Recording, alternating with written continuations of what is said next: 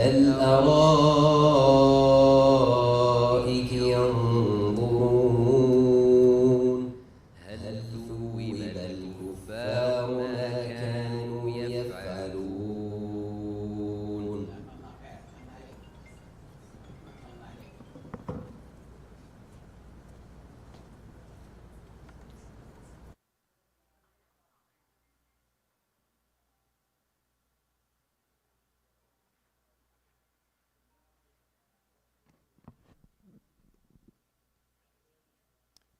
In today's fast-paced and ever-evolving world, we find ourselves at the convergence of human potential and technological innovation.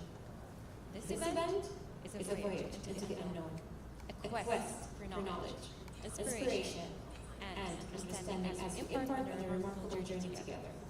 Our speakers and performers are the pioneers in this expedition, each with their unique stories and insights and talents that will uncover the mysteries of the uncharted frontiers that lay ahead. Through their worlds, we will explore the vast landscape of self-discovery, the transformative power of technology, and the profound impact of change. As we embark on this intellectual odyssey, I encourage you all to have an open mind, engage in meaningful discussion, and challenge your perspectives. Together, we will chart a course for a future where the intersection of self, technology, and change is not just a frontier, but the realm of infinite possibilities. So, fasten your intellectual seatbelts, and let's embark on this exhilarating TEDx adventure together. Welcome.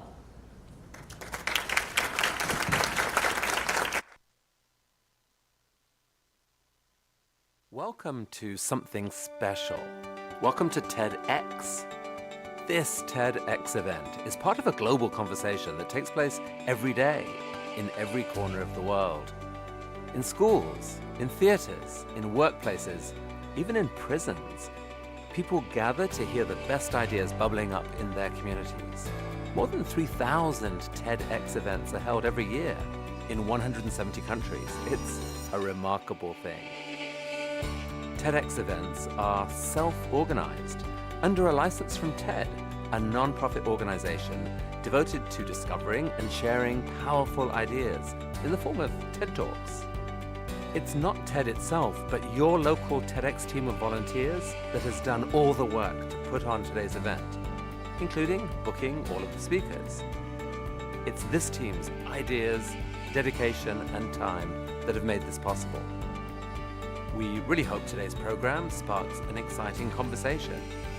This is a day for curiosity and for skepticism, for inspiration and for action.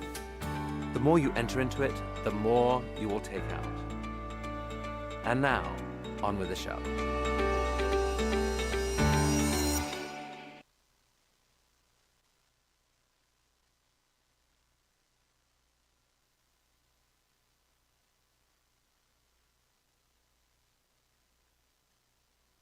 Assalamu alaikum. Good evening, everyone. My name is Jod Saati, and I'm honored to be your co-host for this delightful event. Distinguished audience, have you ever pondered the importance of raising awareness about our increasingly digital world?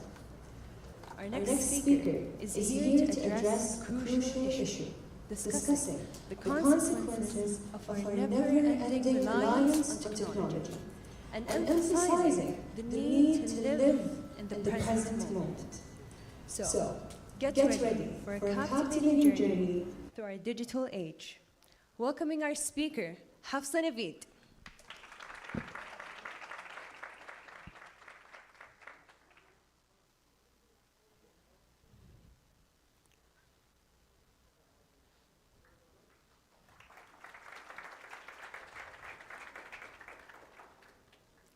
I had always admired the wonders of technology. From the earliest memories of my childhood, I found myself captivated by the magical devices that surrounded me. Whether it was the shiny buttons on my parents' computers or the mesmerizing glow of a smartphone. I just couldn't help but marvel at the incredible power at my fingertips when I was allowed to use them, of course. But it wasn't just the gadgets themselves that fascinated me. It was the potential they held, the ability to connect, create, and explore a world beyond my own. Now, as a 14-year-old, I was filled with admiration for the boundless opportunities technology presented.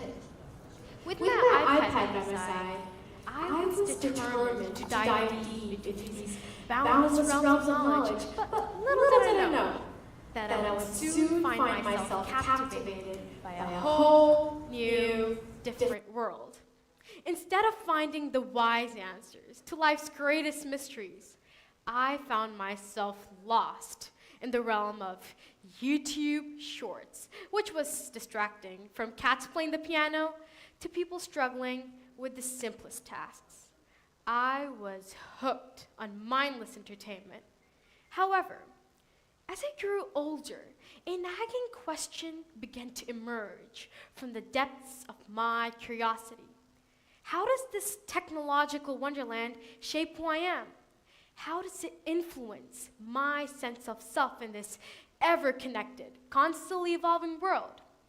So, I have a story of my personal journey that I would like to share with you all. You know, in my research, I came across stories of young people who, just like me, were grappling with the impact of technology on their identities. So let's start with the big one, social media. We've all been there, haven't we? Those moments where we mindlessly scroll through our feeds, comparing ourselves to others and getting lost in the highlight reels of everyone's seemingly perfect lives. You see people enjoying vacations and exotic locations, and there the bar is raised. A nagging doubt enters. I don't have this lifestyle. It's like stepping into a parallel universe where everyone has flawless hair, an impeccably clean house, and a social life that could rival that of a Hollywood celebrity. Meanwhile, there I was sitting in my old faded home clothes, wondering if I should finally clean up that pile of dirty socks from under my bed. But here's the thing. Social media is not reality, and I arrived at this conclusion after long hours of suffering bouts of envy of my online friends and their seemingly perfect daily routines, their social life, the wonderful activities they did. It's a carefully crafted narrative that people choose to present to this world. I had this realization when my completely normal and average classmates projected the same perfect image online. They also uploaded perfectly staged photos, but I knew about their messy bedrooms, less than perfect clothes, and embarrassing moments. Trust me, I've done my fair share of embarrassing things, and they definitely don't make it onto my social media feed. Now, let me sum all of this up. This, ladies and gentlemen, is the digital mask. This pressure to present an idealized version of ourselves online. It's as if we're wearing a mask, hiding our insecurities and vulnerabilities behind filters. We are lost in the sea of digital noise because it's so easy, getting caught up in the pursuits of likes and followers as if their approval mattered to us most. Don't all of us find ourselves carefully selecting the best angles, applying filters, and agonizing over the most witty captions? The digital mask has become our virtual shield. In fact, rather than being judged, most of us are just trying to adopt a persona that ticks all the boxes of an acceptable online image. And believe me, it was a self-destructive path. I would hide my true likes and dislikes and instead talk about the music everyone liked, the foods they preferred, the places they shopped at, the movies, social media trends. The list is endless.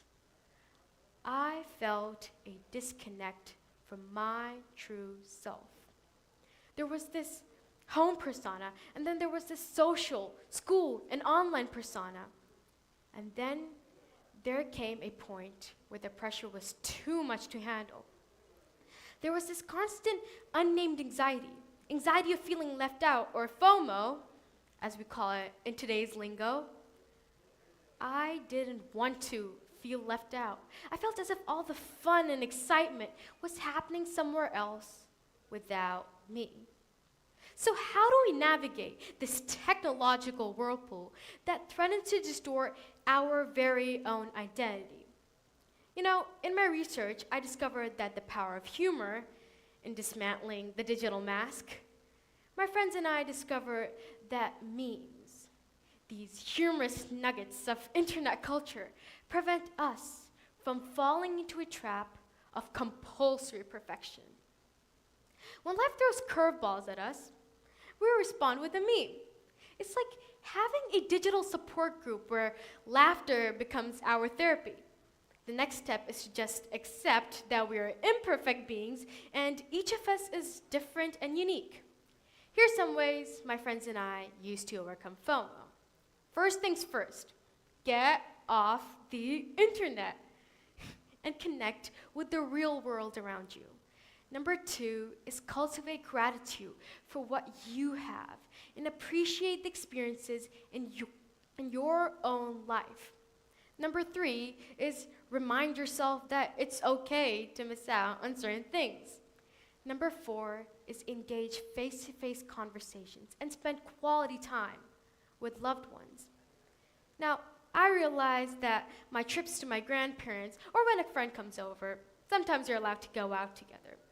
It's an infinitely more meaningful interaction than just simply sharing videos and memes online. However, not all is doom and gloom. The digital landscape also helps in our personal growth journeys. We have an abundance of learning opportunities at our fingertips. The digital world is helping me acquire new skills, like the first thing I learned was how to soft boil an egg a few months ago. And during the pandemic, I had access to websites that guided me on how to create art. The digital world empowers us to showcase our unique talents and ideas. I can vote online on forums to save our oceans. Then meditation and mindfulness apps, goal-setting platforms. All these prove how technology can improve our personal growth journeys. Now, I'm exploring yoga these days, and though I haven't perfected the lotus pose yet, I have learned how to contort my body into various postures. Well, it's a beginning. Therefore, my message is not that we should completely abandon the use of technology in our personal lives. Based on my research, I have 2 suggestions. Suggestion number 1 is cultivate self-awareness rather than just abandon technology and keep a track of your digital footprint. Now, taking a closer look at our daily digital consumption habits can also show us on which platform we're spending the most time on. I conducted an experiment where I tracked my screen time and analyzed the types of contents I consumed. It was mostly TikTok and YouTube Shorts, entertaining but meaningless. So, in order to observe the self-imposed limit of a max of 3 whole hours, I shortened the time I spent watching these. The next suggestion is be your authentic self online. I found out that being true and genuine to ourselves, we can create a stronger sense of identity and self-confidence in ourselves. I avoid using filters while uploading family photos. It doesn't have to be the best shot. And I don't have to visit the most beautiful places on earth. By being mindful of our technology use, we can be our true, authentic selves. Yes, even online. Thank you.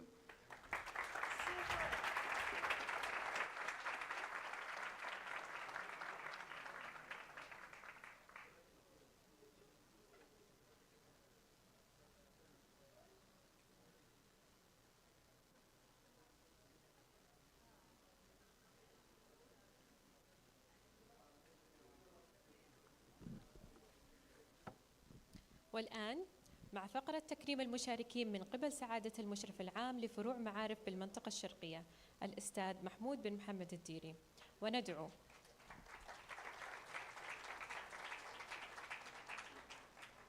الأستاذ دشد الدهش والأستاذ عبد العزيز الغامدي لمشاركتنا في التكريم.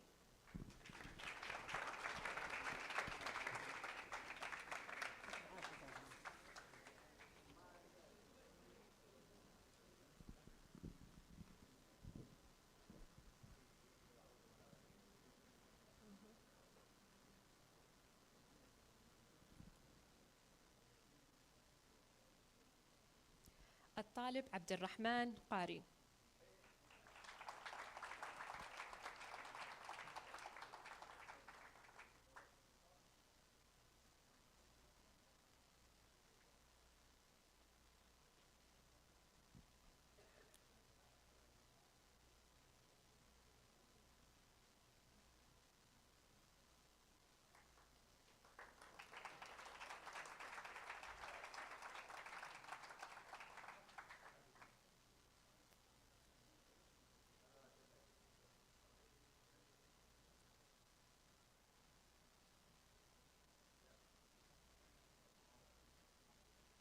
الطالب فيصل عسيري.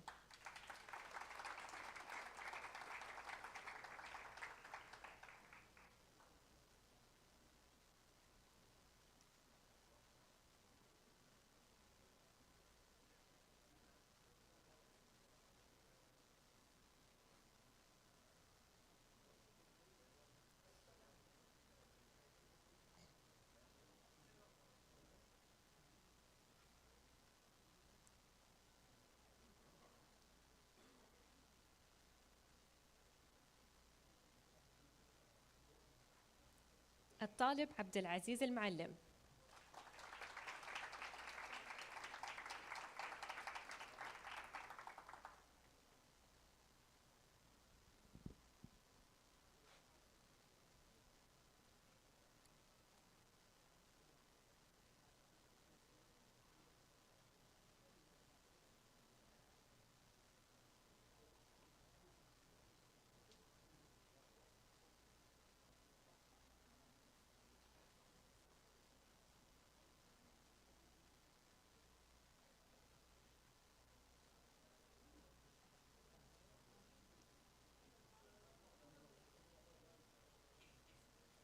الطالب عبد الخالق المليفي.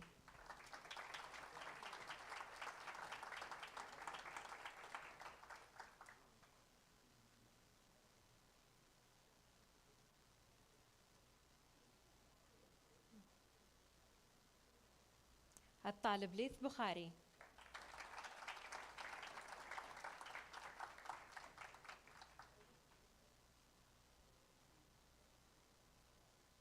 الطالب زياد حريري.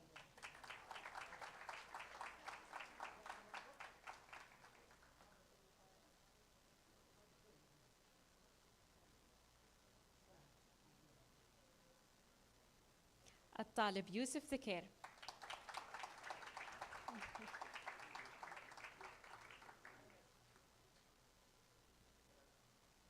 الطالب أحمد الموسى.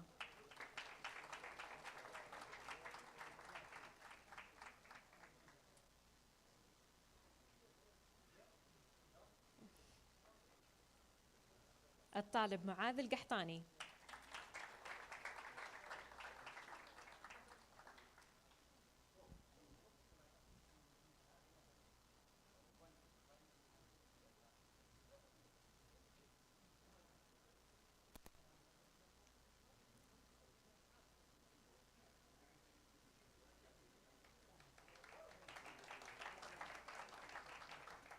الطالب نواف المطلق.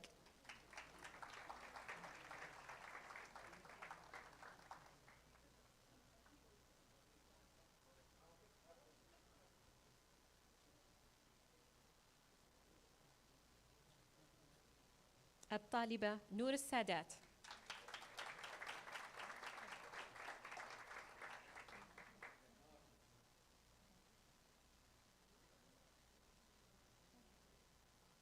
الطالبة حلا رفيق.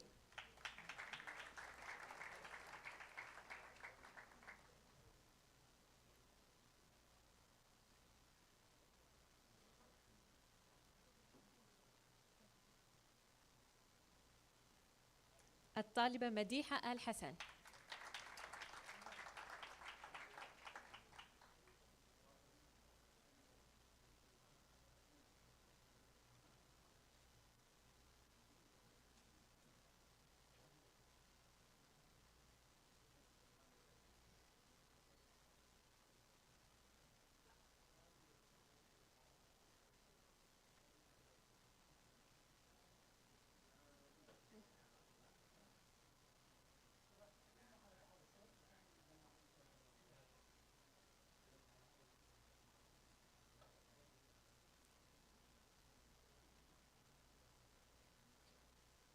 الطالبة حفصة أحمد.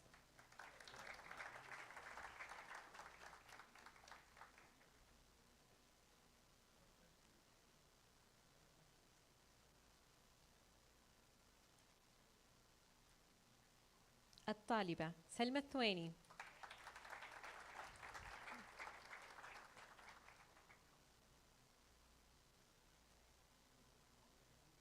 الطالبة ماريا برشيد.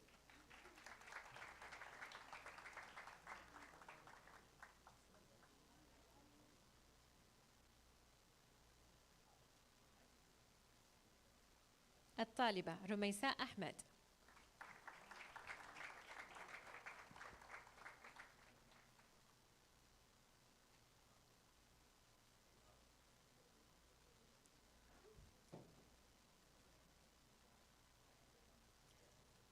الطالبة جود ساعاتي.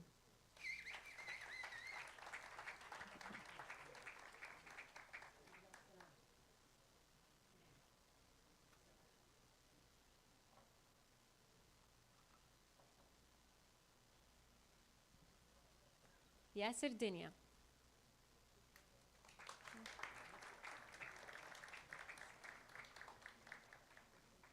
كايلا هندريكس.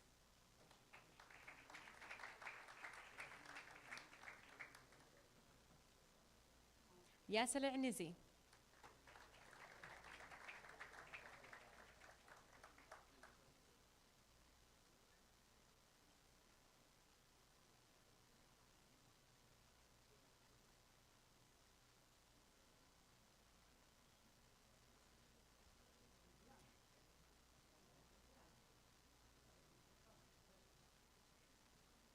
المدير الأكاديمي للقسم العالمي الأستاذ فيصل سامسون.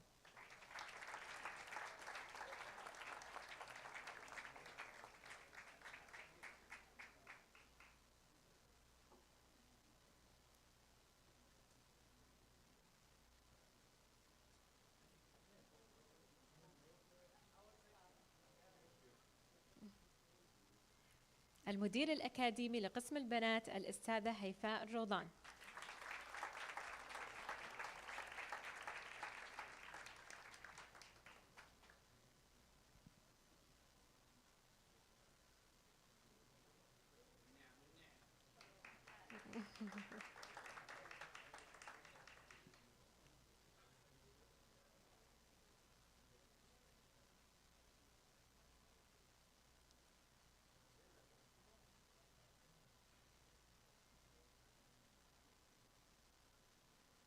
مديرة القسم العالمي للبنات الأستاذة مريم الشمري.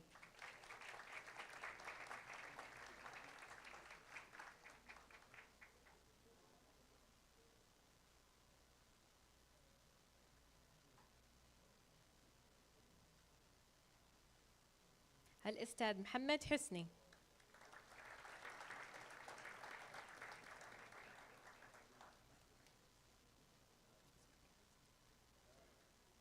الأستاذ أحمد عثمان.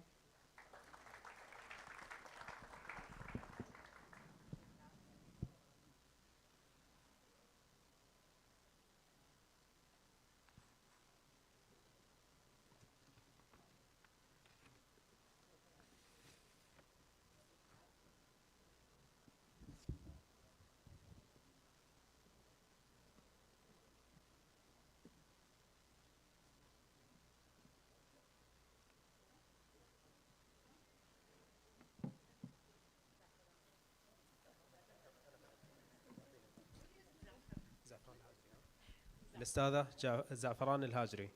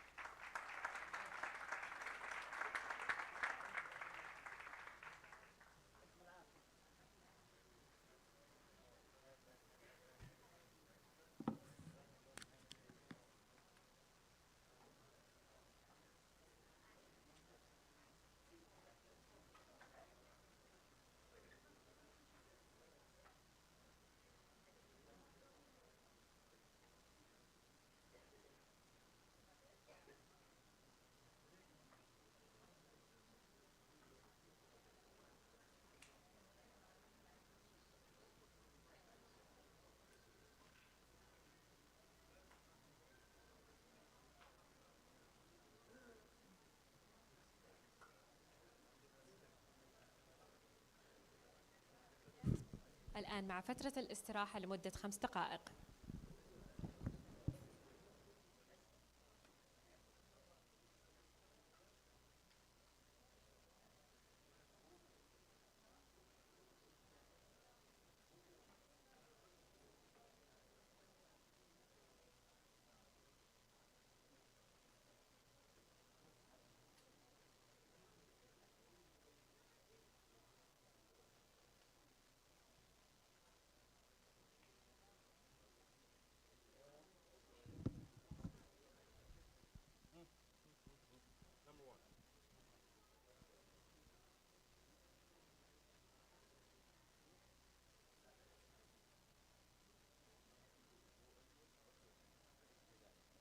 لانه كان بعيد شوي زي كذا احنا رفعنا الصوت شوي قرب ايدك اياه.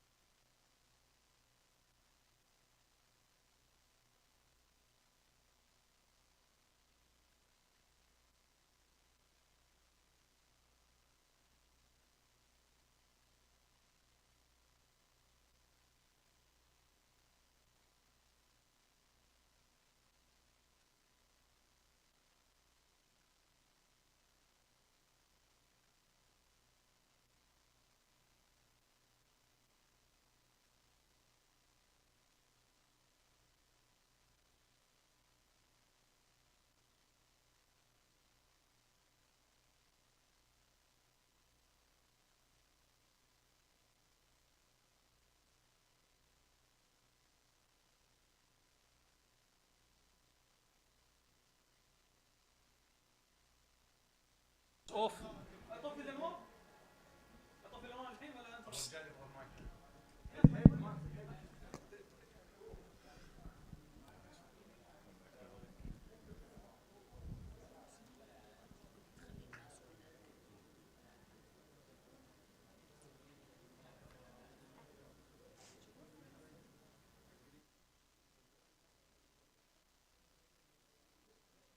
الآن انتهى وقت الاستراحة. الرجاء الرجوع إلى مقاعدكم.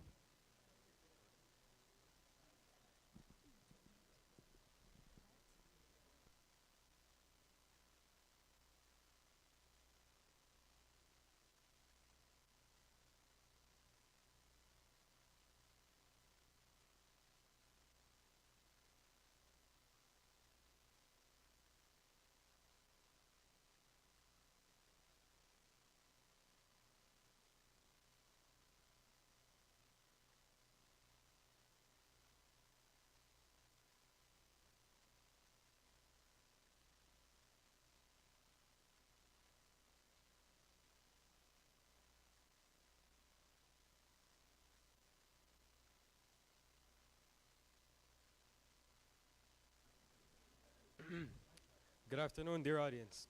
I hope the break provided you all with a rejuvenating rest. My name is Nawaf Al-Mutlaq, and I will be your co-host for this event. Without any further delay, allow me to introduce our next speaker, Layth Bukhari, to speak on how fiction affects reality.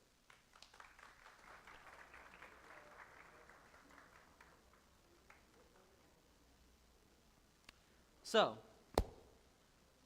have you ever seen any superhero movies? Raise your hands if you did.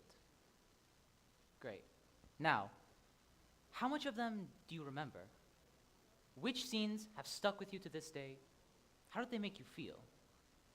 And why do you still remember them? The answer, for some people, maybe even some of you here with us today, would be that it changed them. One way or another, these fictional stories had such a profound impact on someone that they left the theater with a whole new perspective on life. Now, I'm well aware of just how nerdy that sounds. I mean, how could you have your worldview changed by a story about heroes and villains beating each other up in ugly costumes? How could these fake stories affect our reality? What do you think? Do you think these fictional stories have any impact on our reality outside the realm of entertainment? Again, raise your hands if you do. Okay. Good to know. A lot of people naturally think of fictional stories as unimportant or meaningless, or stop telling me the story of Ben 10, I'm trying to sleep, because, well, they didn't really happen. What effect could they have on our reality? But consider this. Why is it that as far back as we can see, fictional stories have been an integral part of civilization? From the Epic of Gilgamesh, 4,600 years ago, to today with movies like The Avengers. Why is it that they've been an integral part of civilization as far back as we can see? It's because a well-written work of fiction can draw true and genuine emotions from deep within you, allowing you to feel deeply for people who were never even real to begin with. And that emotional connection is the key to what this talk is all about. Haven't you ever gotten emotional during a story? Haven't you ever felt sad when your favorite character died, angry when the main villain taunted the other characters over their deaths, and a bit satisfied when they were finally beaten at the end? There are even people who openly cry during movies. Why is that? Because as fictional as these stories are, they were always written by real people. Something any writer can tell you is that it is literally impossible to write anything without it being shaped by the author's personality. Every paragraph, every sentence, every word has a touch of who the author is and how they see the world around them. And that bits of communication can play an integral role into shaping who we are and how we see the world around us. Want an example? What are superhero movies about? 9 times out of 10, they're about some guy who gets mystical, fantastical superpowers and has to fight a guy with the same powers near the end. But what are superhero movies about? They're about holding on to what you believe in, about standing up for what you believe in, how no one is born evil, how there's strength in cooperation, and how you should hold on to hope, no matter how bleak things seem. These are things that you and I both know are very important to know in our everyday lives. And these stories about heroes and aliens manage to blend them into their narrative in a way that's a lot more entertaining and a lot more engaging than if the writer simply told us about them. I mean, I don't know about you, but I'd much rather read a book or watch a movie than listen to some guy talk about life lessons for 30 minutes. Which does mean that I'm technically saying that stories are more entertaining than what we're doing here today, but don't focus on that bit, just focus on my lovely voice. Now, that being said, that alone might not be convincing enough. I mean, just because these stories discuss these things doesn't mean they're necessarily any good at teaching them, right? Luckily for me, science begs to differ. I've had the foresight to collect a couple studies to show you all exactly what I'm talking about. Studies which were really long, so, I condensed them for you. You're welcome. The first study, titled How Reading Fiction Improves Theory of Mind, had the researchers split the participants into two groups. Group 1 consisted of people who avidly read fiction, and Group 2, as you can see, don't. Both were tested on how well they could read and understand other people's emotional states. Show of hands. How many people here think Group 1 won? All right. Now, how many people here think Group 2 won? You, in the front? Yeah, you obviously weren't paying any attention. Obviously, Group 1 won. And it's obvious why Group 1 won. Because engaging with someone else's perspective gives you a better understanding of how those different types of people feel and think.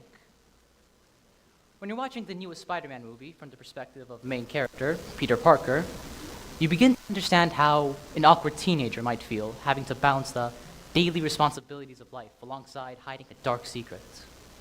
Now, obviously, for most people, said dark secret isn't that they dress up at night to fight bad guys, but that's irrelevant. Because the emotion of that situation still gets across. It's like working out a muscle. The more you do it, the better you get at it. The second study, titled Heroic Helping, the Effects of Priming Superhero Images in Prosociality, once again had the researchers split the participants into two groups. Group 1 looked at images of your everyday superheroes like Batman and Superman, whereas Group 2 looked at images of more neutral things that you wouldn't really feel anything for, like bikes and cars. Both groups were tested on how much they wanted to perform good deeds and how many of them actually followed through on them. Group 1 scored significantly higher. Let me say that again. Looking at a photo of a fictional man wearing latex with a bedsheet tied around his neck made people more likely to do good things in their real lives. And that's because those people know who Batman and Superman are. They know what they represent.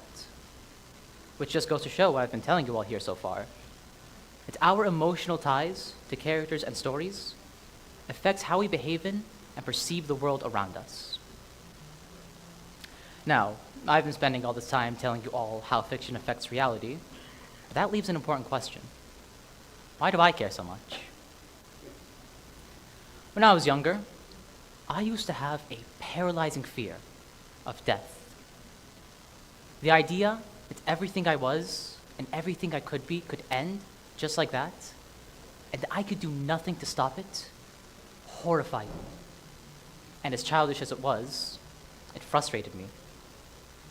To me at the time, a perfect world would be one where everyone was immortal, never having to fear or grieve the loss of life. This book changed that. Through its worlds, through its events, through its characters, it taught me how nothing infinite can have value. How it's the fact that all life ends that makes it so meaningful. How in an endless life, we would be robbed of all the passion that makes it so worth living. and I can't thank it enough for that. All that being said, what am I actually telling you all to do? I've given you all a lot of information, but no real instructions, right? Well, what I've been saying is that fiction plays much more of a role into shaping who we are than a lot of us think. So let's work with that. A show, a movie, a book, or whatever, I want you to ask yourself 3 questions. What is the story trying to say? How is it telling me this? And is it convincing me? With those answered, you should all begin to see where I'm coming from. That, well, yeah, obviously, sometimes fiction really is just about enjoying a story about heroes and villains fighting each other. That it has the capability to be so much more. That it's a way for writers to share their experiences and worldviews in a way that anyone can understand and enjoy. And that those bits of communication can play a large role into shaping who we are. Because no matter how fictional a story is, it was always written by a real person. Which is why the best stories are the ones that reflect reality. And before I leave, my name is Zaid Bukhari. Thank you all for your time. Have a lovely day.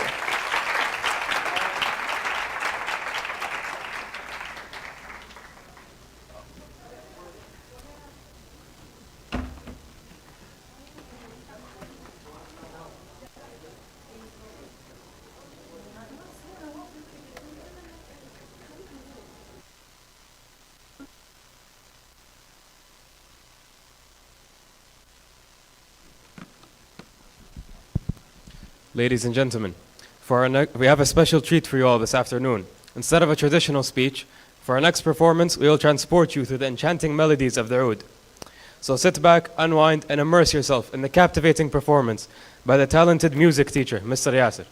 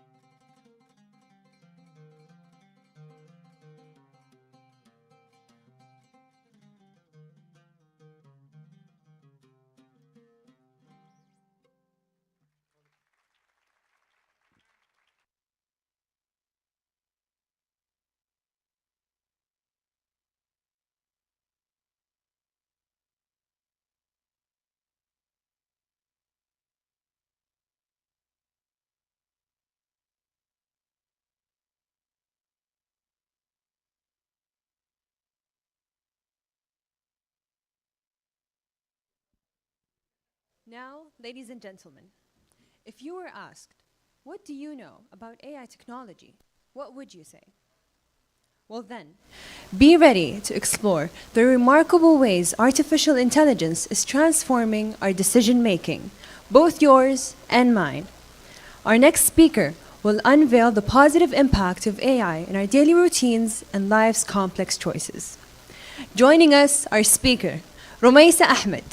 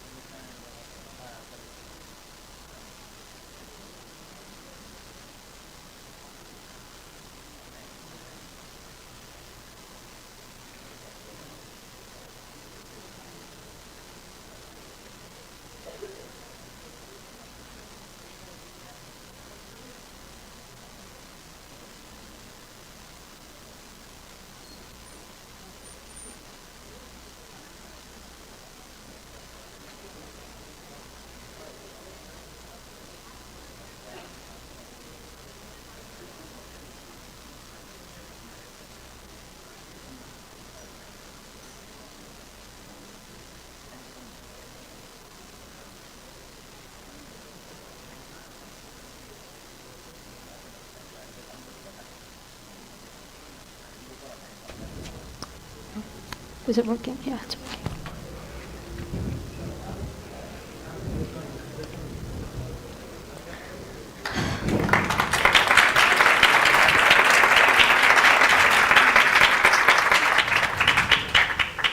I remember a time when I carefully chose each topic for my school projects each term and worked hard designing them. It took me almost 2 whole weeks to complete my projects. But that's not the case now. Recently, for an ICT project, instead of thinking hard like I used to, I surfed the internet for the best ICT projects. I did not need to think about a topic and design. I had a topic, design, and a project ready within 3 hours with the help of an AI-based system. It coded a website for me in under a minute, and all I did was customize it. It helped me get an A+ on my term projects. In fact, from morning to night, AI helps me with most of what I do. It's like my assistant throughout the day. And dear audience, pause and think. Isn't it yours too? Well, I decided to research this issue further, and my findings were quite surprising. They showed how often the AI is used in our daily lives. And here are the statistics. According to a Common Sense Media report, 77% of parents and 92% of students are interested in AI-powered technologies that could help us learn. Then, applications like chatbots and online grammar correctors are widely used in everyday life. I use chatbots to develop new ideas, get an outline for my English essay, or even just gather information for a response, all in an organized and summarized manner. Online grammar correctors, on the other hand, help me edit my essays and writings and provide me suggestions on how I could improve my writings. And this is one of the many ways that AI has made learning easier for me. Another survey conducted by Nokmek Education shows that 65.3% of users of a widely known grammar corrector are aged between 24 to 55, and they use it for writing emails, quotations, or reports at work. And 16% of these people use it on a daily basis. So, my research verified my earlier assumption. AI really does make all our tasks easier for both adults and young people like me. And recently, I've also noticed how often I'm using AI to help me make more efficient decisions. As I mentioned, I searched the internet to help me find a topic and design for my ICT projects. It suggested, make a website. I searched how to make a website without coding, and was suggested using other sites to make my website in only 3 hours. Many sites could help me do that, but which one do I use? Again, the internet came to the rescue and suggested using a particular one. I used that site and I had my website, canvas and strokes, ready within 3 hours. And there's more. AI decision making helps us make faster, more accurate, and more consistent decisions.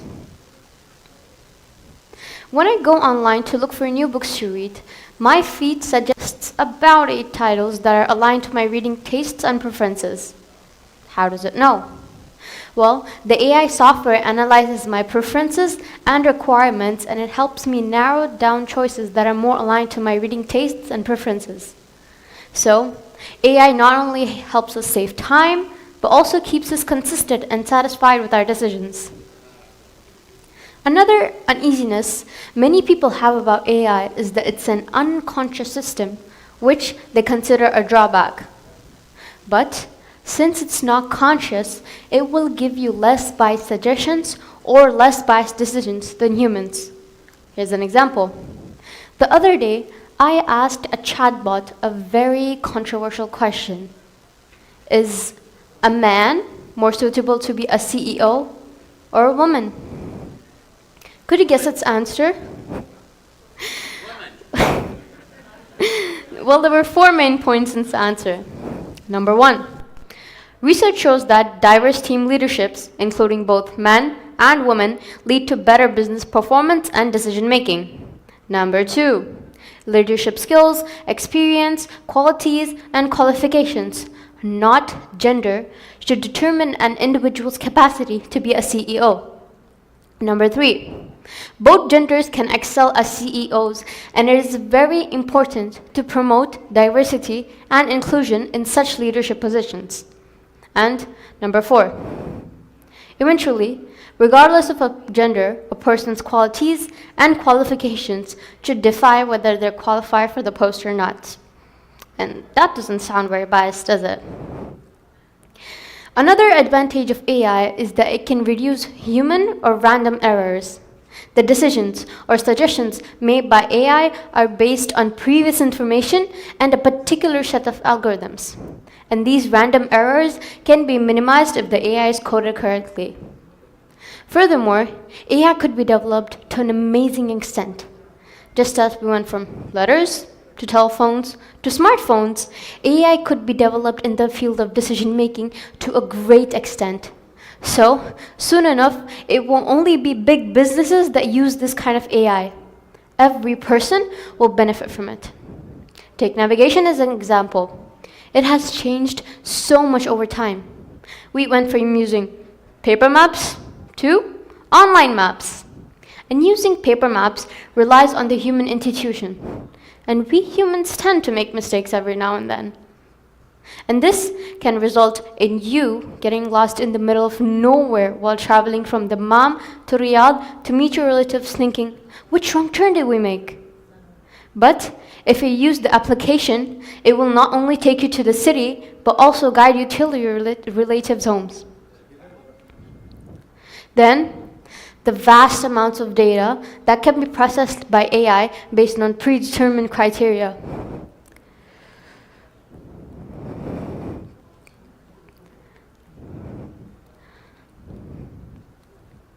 Here's an example. Time was ticking. We were supposed to leave for a party 5 minutes ago, but I was not ready yet. I could have sworn I saw my brooch somewhere inside the mess of my drawer. I thought to leave it where my shoes. I kept them right under my bed. I looked under it and saw a whole lot of clutter. I left hunting for my shoes and started looking for my earrings. I found one, but the other? Well, I said to myself, one earring is a new fashion trend, right? Because who knows where the other one is? And now, we were 15 minutes late, with a missing earring, a missing brooch, and a missing pair of shoes. I stood there in the middle of my room. Now, why did I lose so many things? Simply because my room was not organized. We humans tend to have unorganized data many a times, and this can cause data loss, and you can never reach a satisfactory decision with incomplete data. AI, on the other hand, can organize data very well. It can organize the messiest data within seconds and also sort it according to its type, such as numeric, pictorial, text, analog, or digital data. And later that day, I was just scrolling on my phone, exhausted from the party. And I came across an article in my feed about using AI algorithms in our lives. I thought, why not use these algorithms to arrange my room in a better way? And you would be surprised to know that these AI algorithms did help me in organizing my room. I used AI recognition systems to analyze images of my room and detect things that required cleaning. And they identified things like cluttered areas, spills, or dirty surfaces and suggested ways to clean them. And it also suggested using the smaller drawer of my desk to store my stationery supplies. And it also helped me organize my closet by suggesting a much organized way to store my clothes. First, it asked me to empty my closet and decide what to keep, discard, or donate. Then, it asked me to assess my storage bin and consider solutions like hanging rods, shelves, or bins. Next, it asked me to arrange my clothes according to their type, such as formal, informal, or sportswear.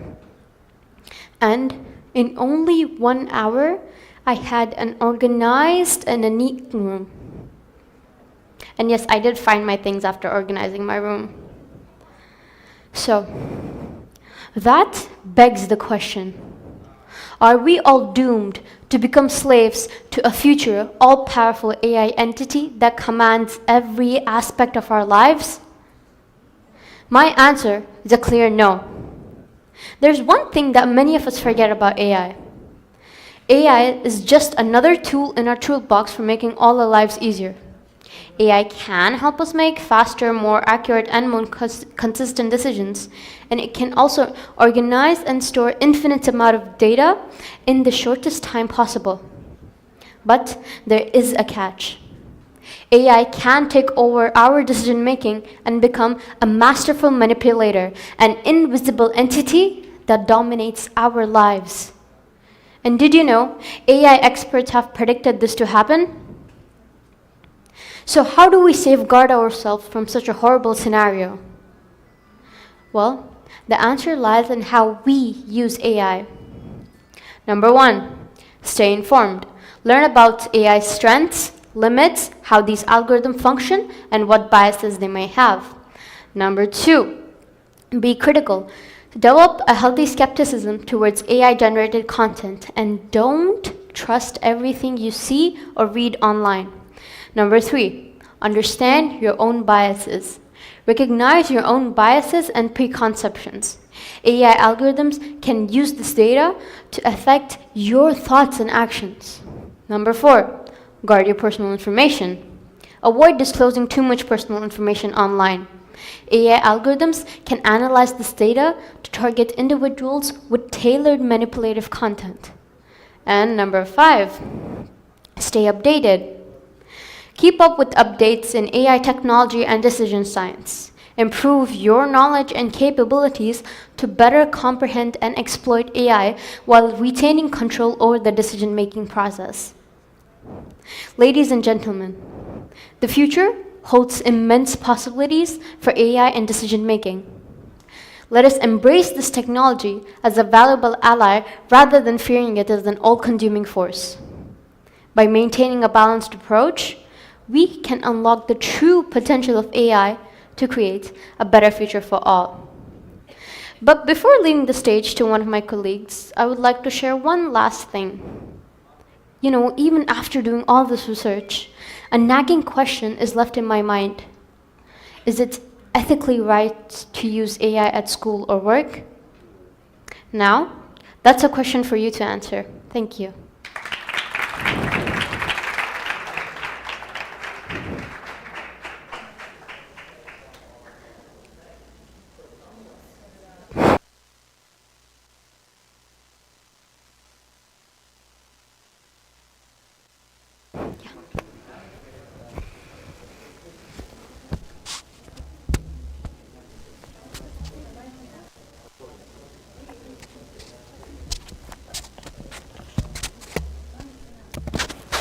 Ladies and gentlemen, please welcome our next speaker as he delves into the fascinating world of artificial intelligence and explores the transformative power of AI, its profound impact.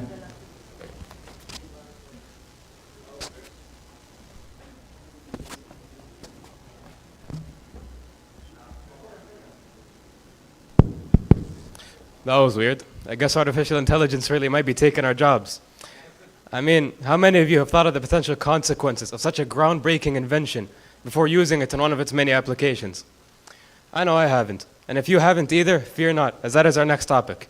Ladies and gentlemen, please give a warm welcome to our next speaker, Abdulaziz Al-Muallim.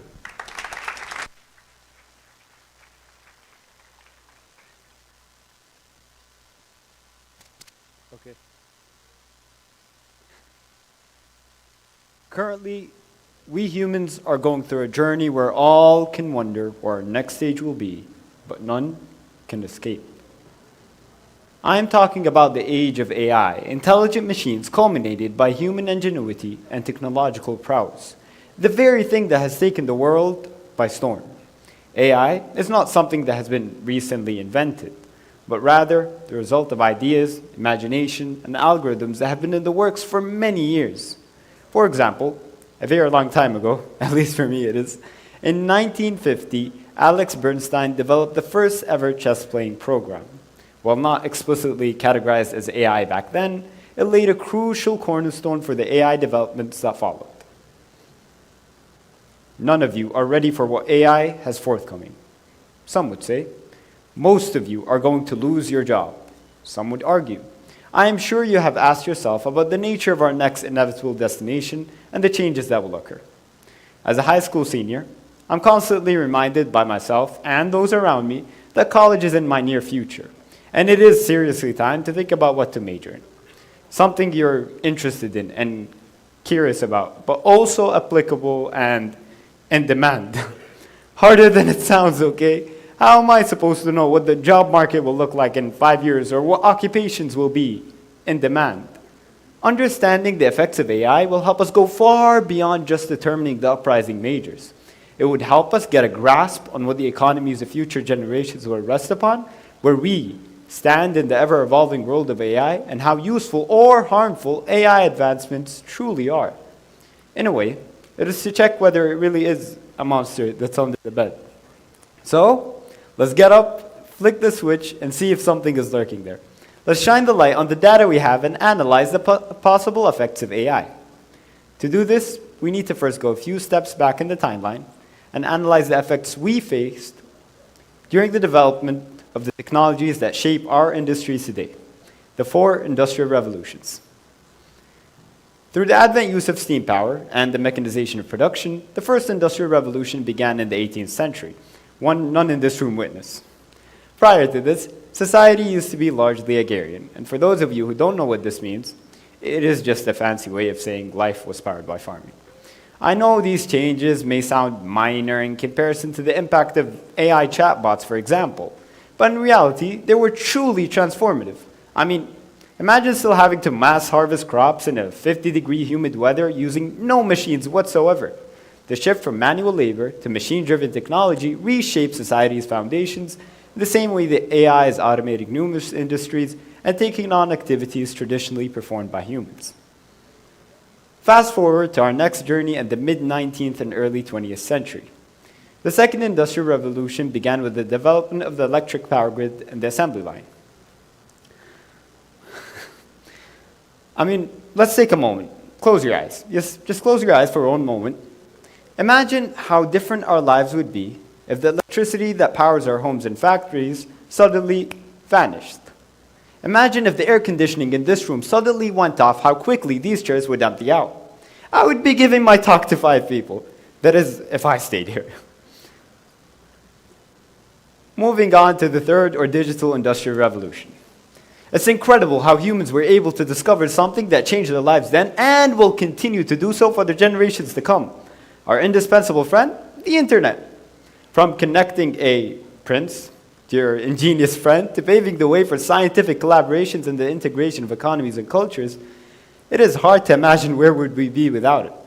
Moreover, the transformations during this period paved the way for the AI advancements that we're seeing today. Everyone, could you take your phones out? Yes, just take your phones out. Hi, Google. Hi, Siri. I wonder how many phones respond to this simple... Hello there. Oh, you heard me. This is just one example of the vast array of AI applications that are shaping our current journey and the fourth industrial revolution. A fusion of technologies that blur the lines between the digital, physical, and biological worlds.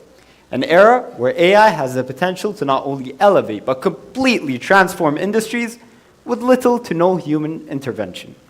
AI can examine data, evaluate it, and make conclusions before carrying out a task.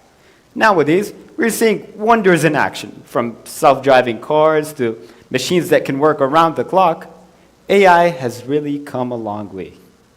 This truly causes us to pose the question, can we really trust AI? Is it helping us enhance our performance or plotting to take over our jobs?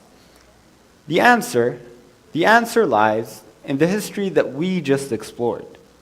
Just like any technology that revolutionized our world and took us a step closer to a better lifestyle, AI will displace jobs and create others. Just like farmers lost their jobs and millions of production jobs were created, with AI, some jobs are likely to be lost. And careers like robotic technicians are potentially going to rise. It is just our duty to make sure that AI continues to develop as ethical technology. In the past, humans feared machines. They feared the internet and its implications, but look where it has gotten us. As the AI train heads on to its endless journey, you have the choice of hopping on board, embracing the ride, and fueling its evolution, or, quite regrettably, languishing at the station and watching as it vanishes into the distance, leaving you disconnected from the remarkable innovations yet to come. I urge everyone here to think about how they will improve their lives in workspace and how they will adapt once AI is fully democratized. Otherwise, you might find yourself in a future where you're reminiscing with your grandchildren, complaining about how bewildering and puzzling the advanced technologies have become. You were once the tech-savvy prodigy, effortlessly navigating your way through your parents' and grandparents' email accounts, helping them log in whenever they forgot their passwords. But now, you're the one locked out of your own house, struggling to start your own car, because, well, it has become a bit too complex for aging technological prowess. I would like to end this by saying that we shouldn't worry so much on where this journey will take us, but rather where we take this journey. Thank you, everyone. My name is Abdelaziz Muallim. It has been a pleasure.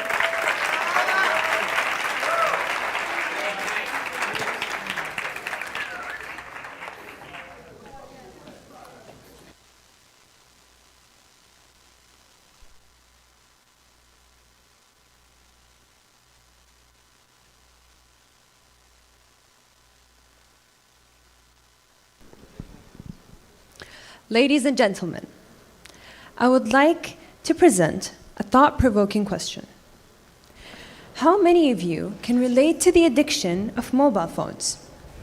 As our next speaker, Madiha Hassan, will explore a topic that deeply resonates with each and every one of us: our compulsive reliance on mobile phones.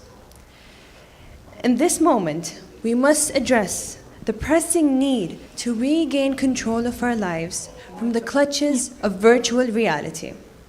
And Madiha is here to present this issue. Please welcome her.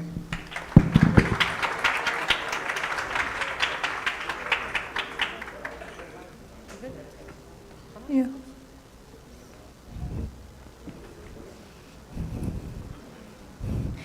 Good evening, ladies and gentlemen. My name is Madiha Hassan, and today I'd like to talk to you all about the mobile phone. Looking back at my life, I find it can be divided into two clear compartments: life before I had a mobile phone and life after I was allowed to have it. This happened about 5 years ago when I got permission from my father. I was ecstatic. I finally had something to keep up with my friends. I had access to all types of social media and information, and it was all going great. Until recently. I was sitting at a family dinner with my cousins, and we were comparing our screen time reports when I realized I had one of the highest reports. I was using my phone for approximately 10 hours a day. It was in that moment I realized how addicted I was to my phone, how uneasy I felt not having it with me at all times. I wasn't sleeping properly at night due to my mind continuously working, and it had gotten so bad that at one point, I was using my phone even while watching a movie. This realization showed me exactly how dependent I had become on my phone, and it got me thinking. So, I did some research, and the results are absolutely shocking. In 2016, a Common Sense Media report stated that 50% of teens feel addicted to their mobile phones. A 2018 Pew report stated that 45% of teens use the internet almost constantly, and another 44% said they go online countless times a day. Now, this got me thinking about how the statistics must have increased drastically during the pandemic, and how I had become a part of these statistics. Everything was dependent on the internet. All our schoolwork, projects, assignments, and even our exams were online. And yet, our education was suffering. Though online school was a big step in technology, it felt as though we were taking a step back in education. Even though learning has become more interactive with the content we are studying, it also impacts how we interact, learn, and think. Many students, including myself, were struggling to keep up with our classes and the amount of workload we had. Why, you may ask? Simply because my camera was off and there were no teachers around to check on me. So, it was very easy for me to get distracted by my phone while I was supposed to be concentrating on my online classes. And even if I wasn't using my phone, I needed to have it by me and have any social media application open during my online classes. Online school was a new experience for us all, but it was unfortunately forced upon us that none of us had a chance to enjoy it. Once we returned back to school physically, it took me almost 2 months to get back on track. However, my studies still suffered. I was in a full-blown mobile phone addiction mode. I noticed how consumed I had become by my phone even after the pandemic had ended. I was so addicted to my phone that I could not leave it in another room without feeling uncomfortable. This is apparently called nomophobia, the fear of being without a mobile phone. When I researched the symptoms caused by this, it was quite scary how much I could relate to it. The excessive use of mobile phones causes negative effects on school, family, social, or emotional gatherings. It also causes insomnia, sleep disturbances, and impulsive, frequent, and constant checking of the phone in short bursts. It increases anxiety and irritability if the phone is not accessible. And I've, unfortunately, ticked all these boxes. Did you know that an average cell phone user touches their phone approximately 2,167 times a day? I'm sleeping lesser at night and more during school because I don't have access to my phone in school, and I'm sure there are many students who can agree with me. That is also when I started noticing the vague aches and pains that had seemed to become chronic. If I sit down and use my phone, I will eventually change position to be more comfortable, not realizing the strain I'm putting on my back and eyes. I've also been getting headaches more often than usual because of how close my phone may be when I'm using it. You know, I always thought I wouldn't be too affected by the blue light from my phone because of my glasses, not realizing that when I lay down to go to bed and take my glasses off and use my phone for several hours, I'm giving the blue light enough time to damage my eyes further. Nowadays, it is no big deal for people my age to have back problems and poor eyesight. That is how much of a norm it has become. My 10-hour daily use of my phone had also taken a toll on my mental health. I noticed how I was spending less time engaging with the environment around me when I was constantly checking my phone for updates or notifications. This decreased the possibilities of building meaningful relationships or having healthy conversations in person, which led to feelings of isolation and loneliness. It caused me to neglect interpersonal relationships, school, hobbies, and other key aspects of my life. I slowly became aware of how dangerous this was because I was using my phone as a security blanket. I used to use my phone to escape the stresses of everyday life. However, before I could realize, it was too late. I had become addicted. And it's not just me. We see this digital addiction all around us. When you go to a hospital waiting room, everyone's on their phone. You go to a restaurant, the phone again. The Cornish, phone. Where does it all end? I mean, haven't we all seen parents handing a mobile phone or an iPad to toddlers sitting in prams simply to keep them entertained? Completely unaware of the damage they're causing. The constant flow of dopamine that children receive from screens strains their reward system before it is completely grown. This means that their brains seek more dopamine while naturally making less dopamine to self-regulate the spike, which may make experiencing joy from natural sources more difficult. And it's not just children, but teenagers and adults as well. When we use our phones, our brains release a small amount of dopamine. This motivates us to jump to our phones each time we hear a notification. Our brains start to crave more dopamine, which triggers the habit of checking our phones constantly.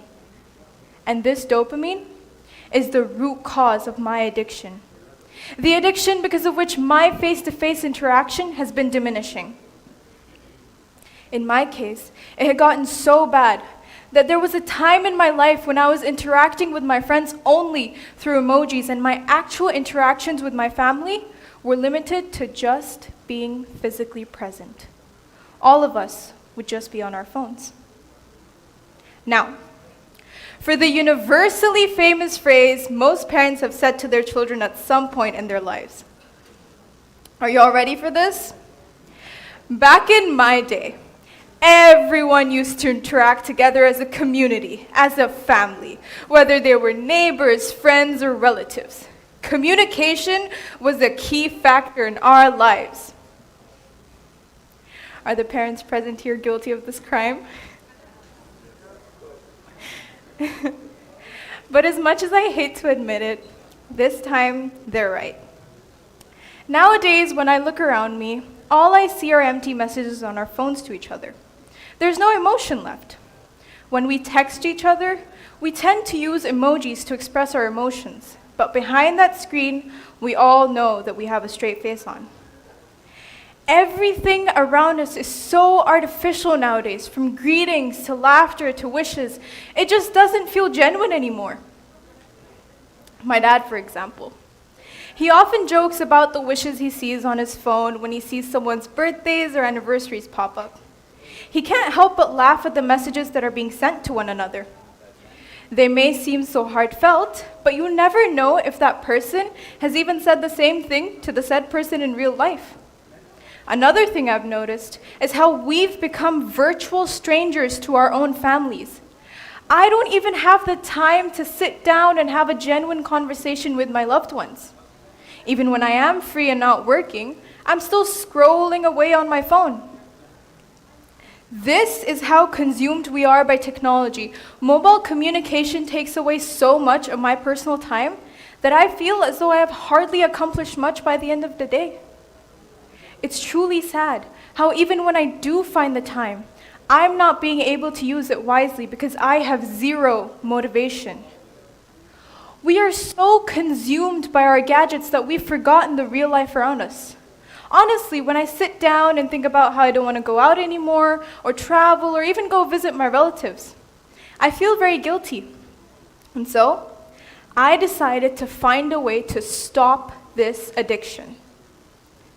I started using these techniques in order to break my addiction, and so far, it's been going really well. Number 1, I started putting my phone to charge on my desk instead of my nightstand, and I've been able to get my sleep schedule back on track and actually get 8 hours of undisturbed sleep. Number 2, when we go to family gatherings or just hang out with my friends, we all put our phones away in the cell phone basket by the door so we can all enjoy our time together. Number 3, my family and I have started using apps that lock your phone if you've been on your phone for more than an hour in one sitting. Number 4, I've also switched off most social media notifications in order to increase my concentration and motivation towards being more productive. And lastly, number 5, my family and I have also turned our weekends into phone-free days in order to reconnect and enjoy our time together. Now, I know it may not seem like much, but trust me, these simple steps work like rehab. Withdrawal from digital addiction is very similar to nicotine withdrawal and just as difficult. Though it's not easy, but not impossible either. It's like a phone detox. And though I haven't fully recovered from this pernicious addiction, this journey to cure my addiction has worked wonders for me. My screen time reports have dropped down to 4 hours a day now. I feel like I'm alive again and not a zombie anymore. I've started to appreciate the little things in life and have stopped procrastinating as much as I used to. I've been able to spend more time with my family without any distractions and have successfully been able to get my grades high and focus on my future. Now, I know I need my phone. I can't just throw it away. I need it to make my life easier by helping me with my daily tasks. But why have we allowed it to become our obsession? Our phones benefit society and influence the connectivity between people on a daily basis. However, we must remember, every benefit has a cost.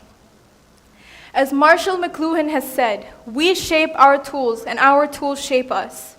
So join me as a whole and let's try to bring a change in our lives. Let's reconnect with our friends, families, and the physical world, and let's break free from the chains of virtual reality. Chains that bind us from happily living our lives to the fullest. Thank you.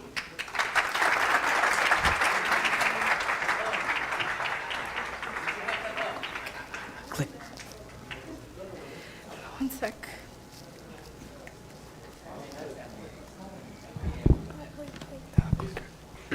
With all these talks about technology in the future, we tend to lose track of something that is quite essential to our understanding of these topics. Fortunately, our next speaker, Abdurrahman Qari, is here to remind us of the importance of staying present and in the moment with his speech about mindfulness.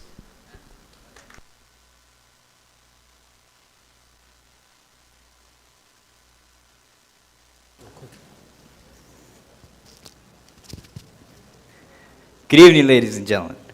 My name is Abdurrahman Qari, as you all know. And despite being a high school senior, life has tossed my mind around for quite a while. Which makes me wonder, how many of you have ever found yourself so caught up in the stresses of life that you feel like you're just going through the motions, like a hamster on a wheel? Well, before I move on, I want to get a sort of consensus of the crowd. So if you have dealt with that kind of stress, I want you to clap once on the count of 3, all right? Just once. 1, 2, 3. Well, what if you haven't dealt with that kind of stress? You live an easy life. I want you to clap twice on the count of 3, all right? 1, 2, 3. Well, for those of you who are stressed, at least all this clapping softens our misery a little. Because I know I have dealt with that kind of stress. You see, about a year ago, I was lost. I was lost in the flow of time, meaninglessly spending each day after the other. I had no goals, no priorities, no discipline. And I was wasting my days with things that served no meaning or benefit to myself. And this put me in one of the most demotivated phases of my life. I felt like my life had no purpose, and I was completely disconnected. That disconnection made me begin to compare. I began to compare myself with others who knew what they wanted to do in life and went after it, while I remained stagnant. And all these thoughts that created an internal war in my head raised an ironically self-deprecating question. What makes these people better than me? What's holding me back? I conversed with myself for days upon days until I realized I was too distracted and I was too disconnected with myself and my emotions. I simply was not present. I got so caught up with the thought of what could happen and what I could have done that I lost touch with the present. All the stress and anxiety in my life was due to that impresence. And what's funny is, it caused this sort of negative accidental manifestation where all my negative thoughts were coming into reality just because of how much I obsessed about them. Every single thing I dreaded about my future started happening because of how much I was scared of it. And that's when it hit me. That's when I realized I needed to make a change. I needed to start living my life to the fullest, enjoy the little moments, while still fulfilling my purpose. But how? How could I do such a thing? Well, I stand here today to tell you that I did that. And I did that through mindfulness.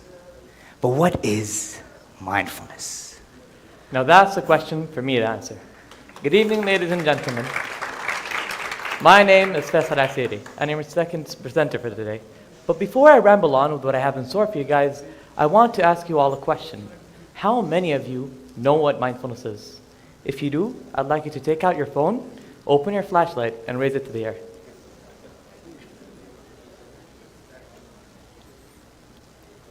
Great. Seems like we have some ground to stand on. Now don't put your phones down just yet. I have a second question. How many of you strictly associate mindfulness with the process of meditation? If you do, I'd like you to raise your flashlights again. Now, although it might have some truth, that's a common misconception.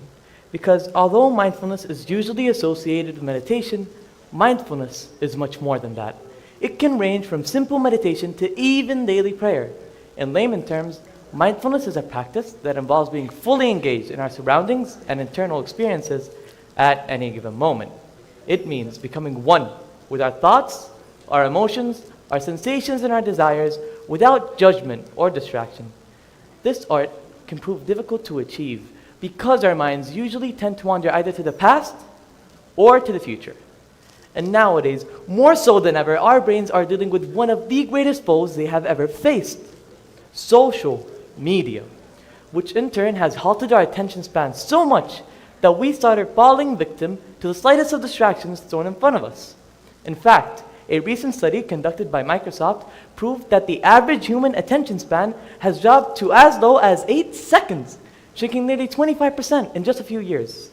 This means that humans are now officially worse at focusing than a goldfish. A goldfish. At this rate, will be slower than rocks. Sorry, not the rock. Okay, now, all jokes aside, this has grave implications on our everyday lives, especially on our younger generations. But thankfully, mindfulness has been proven to improve the ability to concentrate and keep information active in one's mind, a function known as working memory. The brain does this by becoming literally more efficient, requiring fewer brain resources to do routine tasks. Although it may seem counterintuitive at first, that attention that we lack so much of today is actually what keeps us connected with our purposes. You see, paying attention to our thoughts and emotions can help us better filter out all the stress and anxiety in our lives and help us focus on what's important, consequently giving us a vital push towards discovering our purpose. And you know, that said, stress, if not filtered, can actually begin to damage our brains, particularly our prefrontal cortex, which oversees our most advanced cognitive functions such as behavior, planning, and problem solving, and focus. In fact, even a small amount of stress can start to change the way we think. And long-term stress can damage the dendrites in our brains, which help us generate coherent thoughts. Thankfully, though, mindfulness can combat that stress, as researchers have proven through randomized controlled trials that people with higher present moment awareness deal with stress in a much more efficient way. And not only does mindfulness help us improve our connection with ourselves, but it also deepens our connections with others. You see, the stresses of our everyday lives usually tend to come at the cost of our relationships because we lose our presence in them. However, if we focus on increasing our awareness and our presence towards these relationships, we end up with healthier, less stressful, and more satisfying relationships overall. And in addition to strengthening our relationships, mindfulness also gives them more substance by helping us discover the purposes of these relationships, which in turn helps us realize which relationships we value the most and saves us the heartache of hanging on to the wrong people.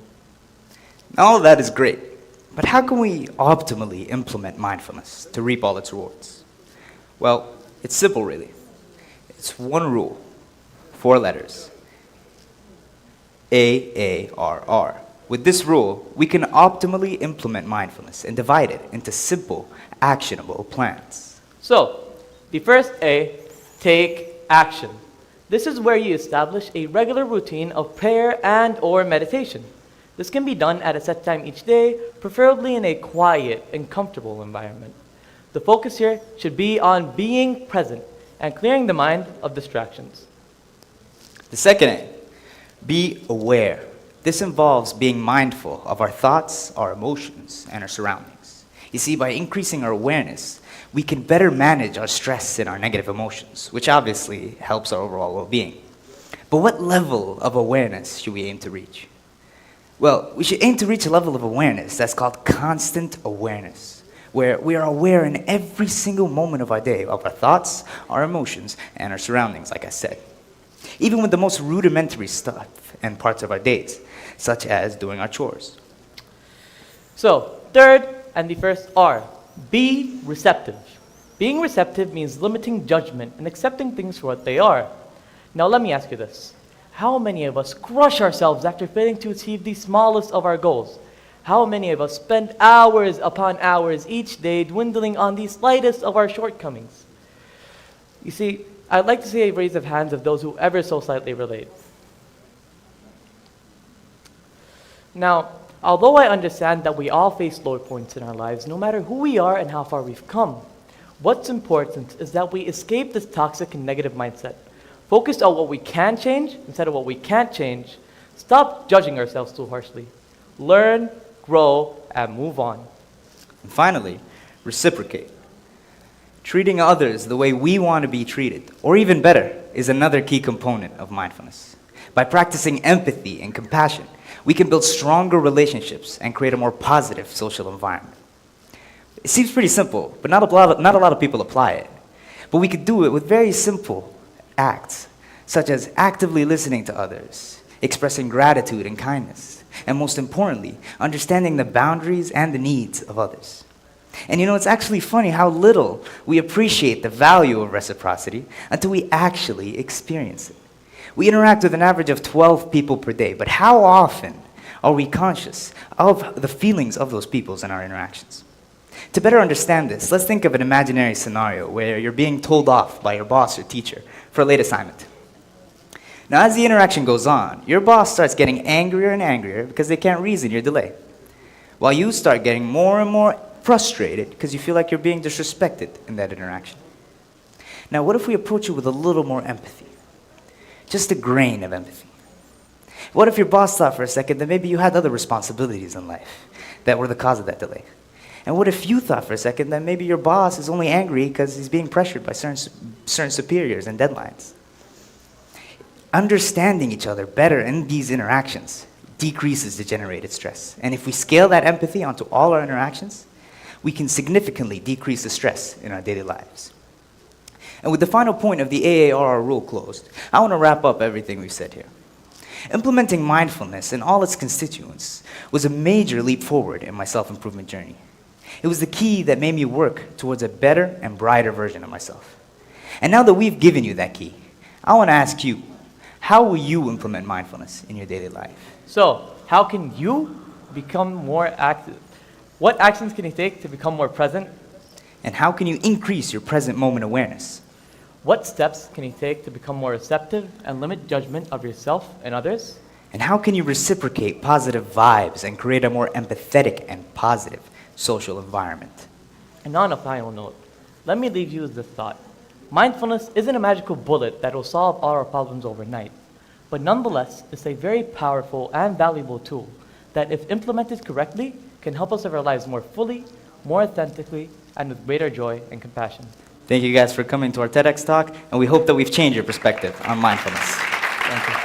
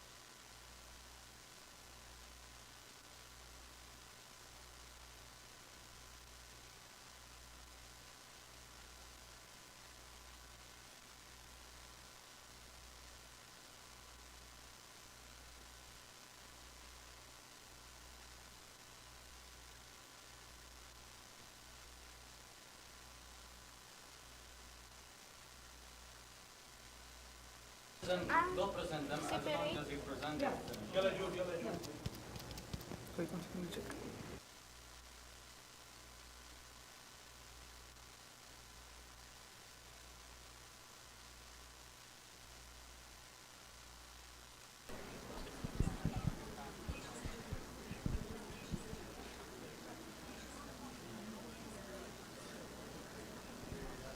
Dear guests, today we address the hidden costs of our tech-driven world. Let's reclaim control, strike a balance, and shape a future where technology serves us, not the other way around. Please welcome our speakers, Maria Abdel Hamid and Salma Thuwaini.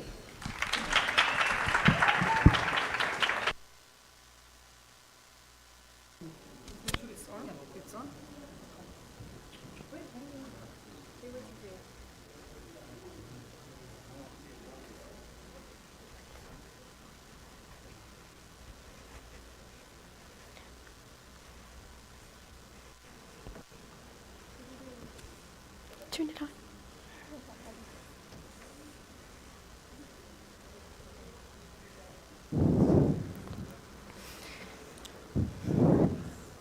Good evening, ladies and gentlemen. My name is Salma Thuwaini. My name is Maria Abdel Hamid.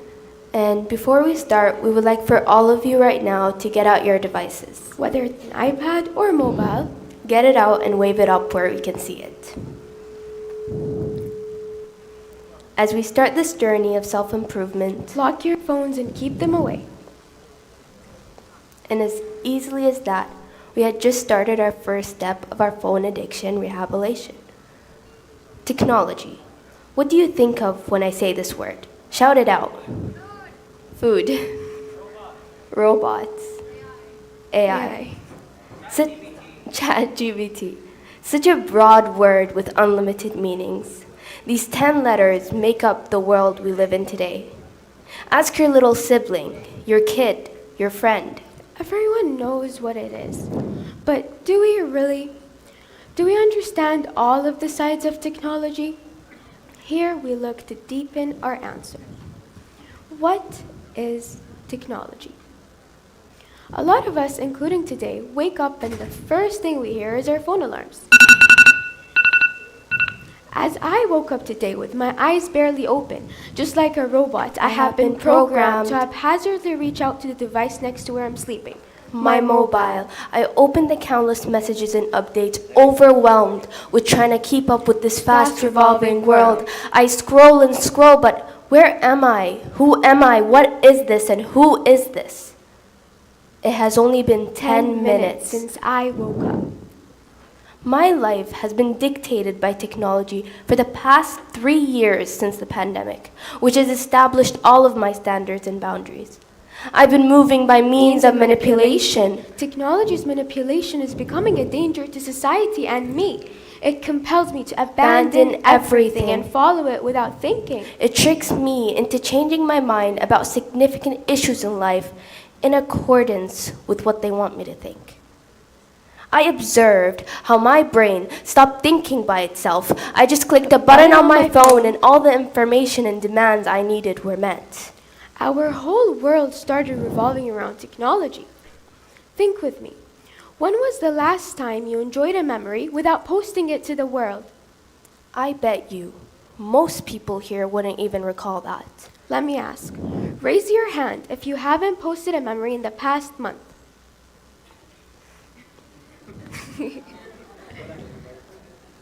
Look around you. You'll start to realize that memories have started to be unenjoyable without having to post them. A lot of us may not notice this, but technology has actually started to create a slump in our brains. And I can see concerned faces. What does that mean?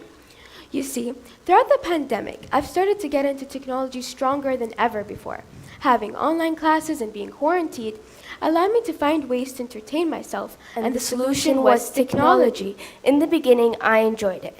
It was a great opportunity to look around the world while sitting in bed, scrolling, pretending like my room wasn't filled with piles of clothes on the floor, but little did I know that that was actually the first step of my guilty pleasure.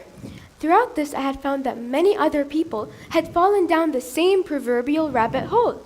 I know so many of us, after the pandemic, felt like we had skipped a few years, but what would you think if I told you that maybe because you were so consumed by your devices, it actually took a few years of your life?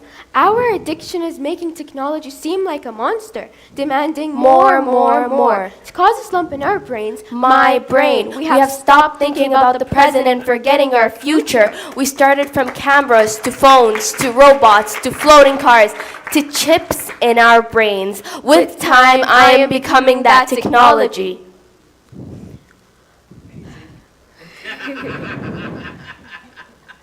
I remember walking into a deep, gloomy path because of being too involved in the present.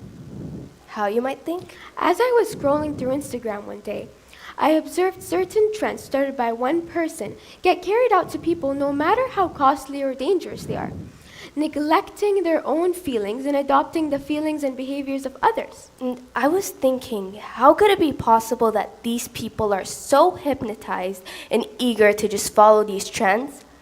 I'm sure we've all heard of a trend going on. Let's see, blink twice if you've ever followed any trend. I can see most of you in the crowd trying to blink as hard as you can, because I know most of us have experienced this in a way or the other.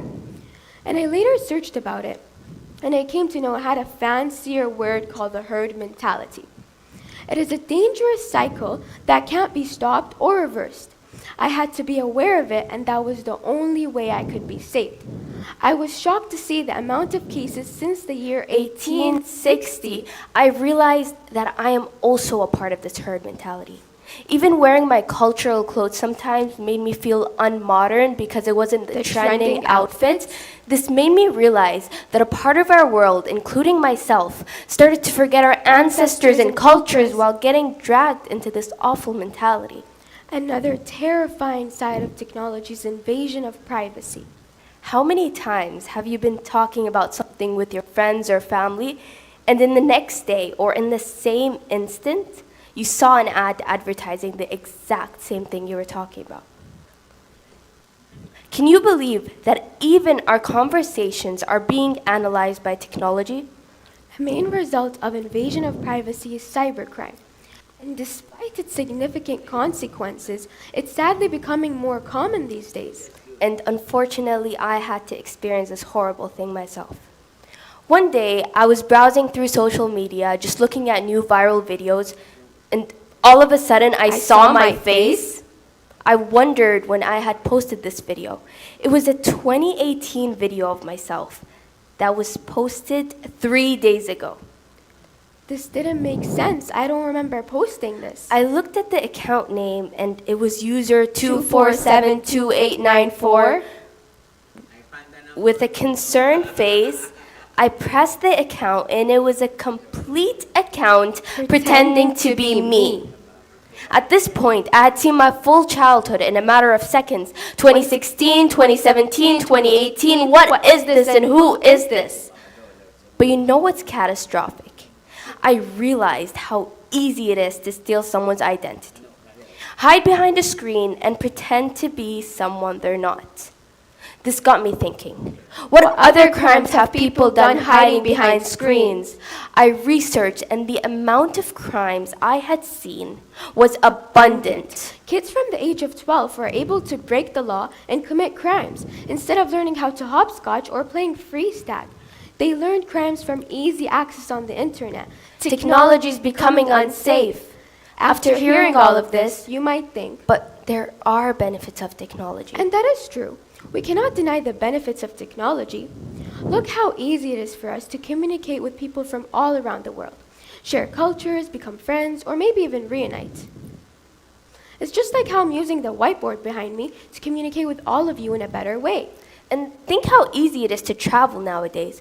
I mean, you just book a ticket online, go to the plane, and soon you're at the place you want to be. Moreover, technology had also played a huge role in our education. For instance, when the pandemic loomed over us, we were still able to learn and pursue education. And mainly getting through the pandemic was with the help of technology. Who here knows anyone who had passed away from COVID? The amount of deaths listed in the news was heartbreaking.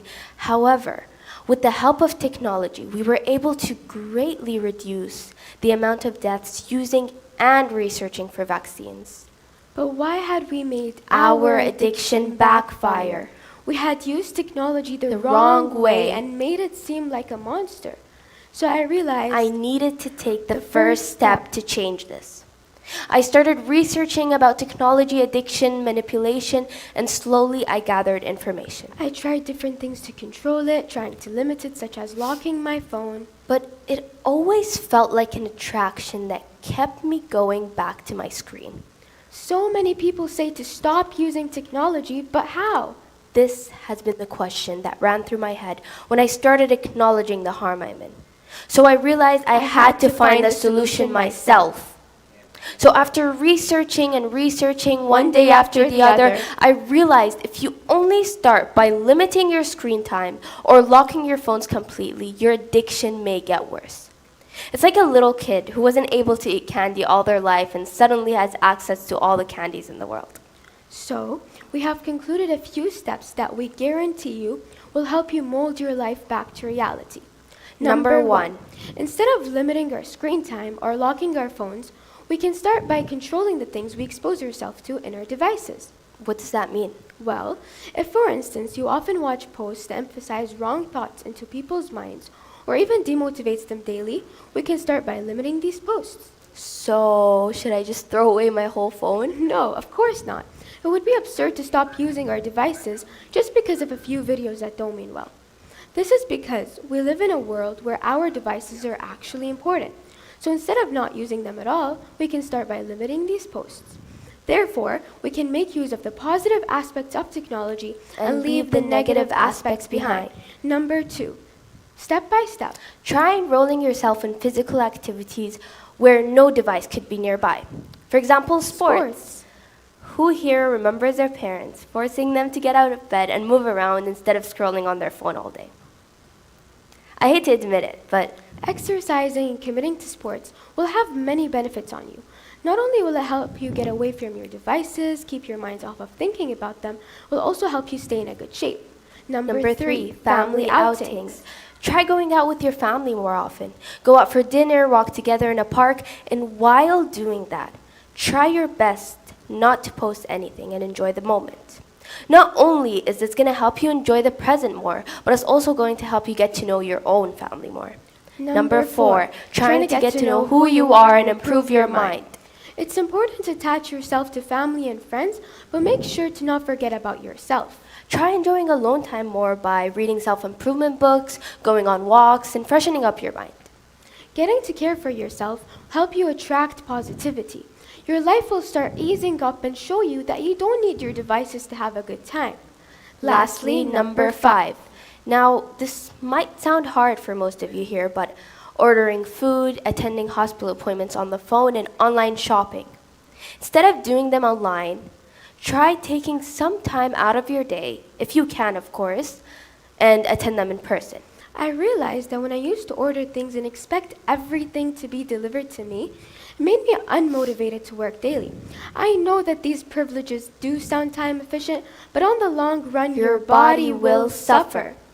Look, we can never erase technology from our life, but allowing it to control us could slowly take us out of reality. And if we let technology control us completely, will we ever be real? The answer is no. The next generations are relying on us. We are the role models, and we need to learn to harmonize with technology without getting trapped in the cycle of manipulation. Learning to think together and understand that we won't get another chance to fix our mistakes and to relive is crucial for the future. Focus on stopping to walk into manipulation. The time is ticking. Your brains are screaming to use them. Don't betray it. Wake up, look around, be aware, control your actions, and don't be controlled. Now it's up to you to make the decision.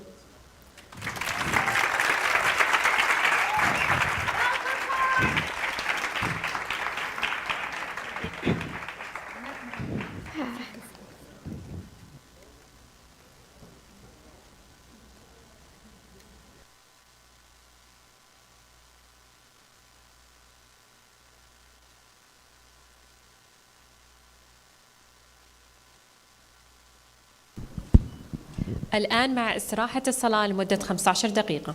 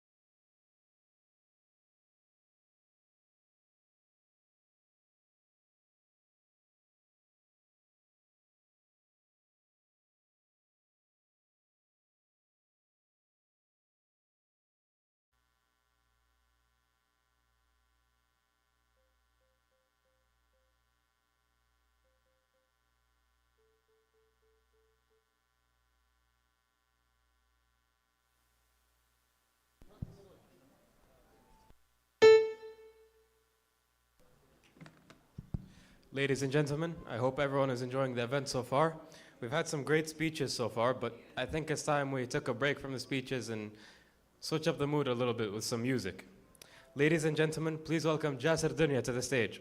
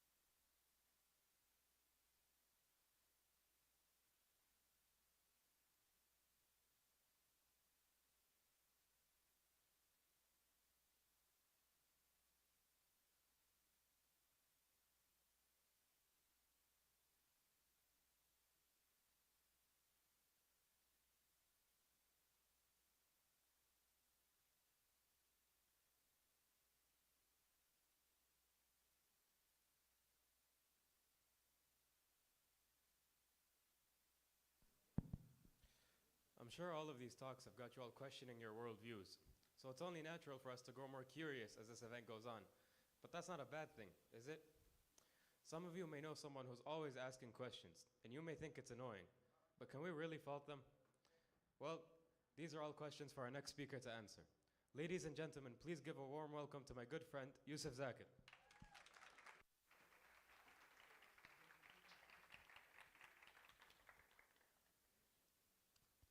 Is this on? All right.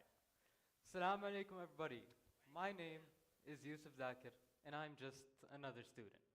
Now, before I begin my talk here today, I'd like to propose a game to all of you in the audience. Throughout my talk, try and keep count of the amount of times I use the words curious or curiosity. All right? Everyone got that?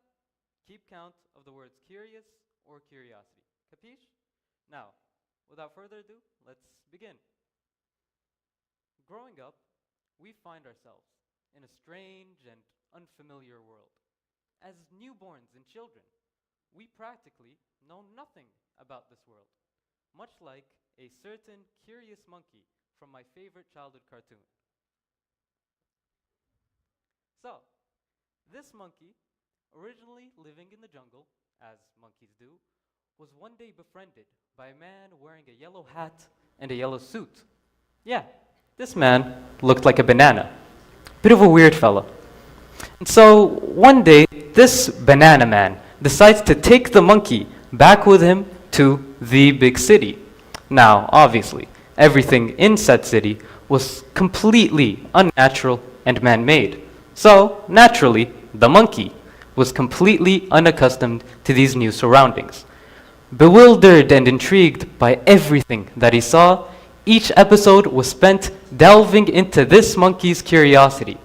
Just as this monkey questioned and learned more about everything around him, we, people, should question and learn about everything around us. Just as most children do. You know, always asking questions about practically everything they interact with. Now, unfortunately, it seems that with age, people's curiosities begin to dwindle. In our current time, the internet has made it very easy for many of us to become complacent in our knowledge. Now, don't get me wrong, the internet is a very, very great thing. But you can't deny that it has made many of us forget the importance of seeking out information, both independently and purposefully, for ourselves. This cartoon analogy may seem childish, but it has had a profound impact on my character as a child, and allowed me to adopt a very curious mindset throughout my upbringing. Which brings me to my topic here today. I find that curiosity is the most important desire to have, more than the desire for wealth, for comfort, and even for success. But why is that? We've all heard the sayings, knowledge is power, thus we should strive for it. And yet, curiosity killed the cat. Well, spoiler, well, fun fact, that curiosity killed the cat quote is not the full quote, but only half of it, but I'll save it for later to hold on to your curiosity. To begin, what is curiosity? Let's see, you there, kind English teacher that I definitely do not know. How would you define curiosity?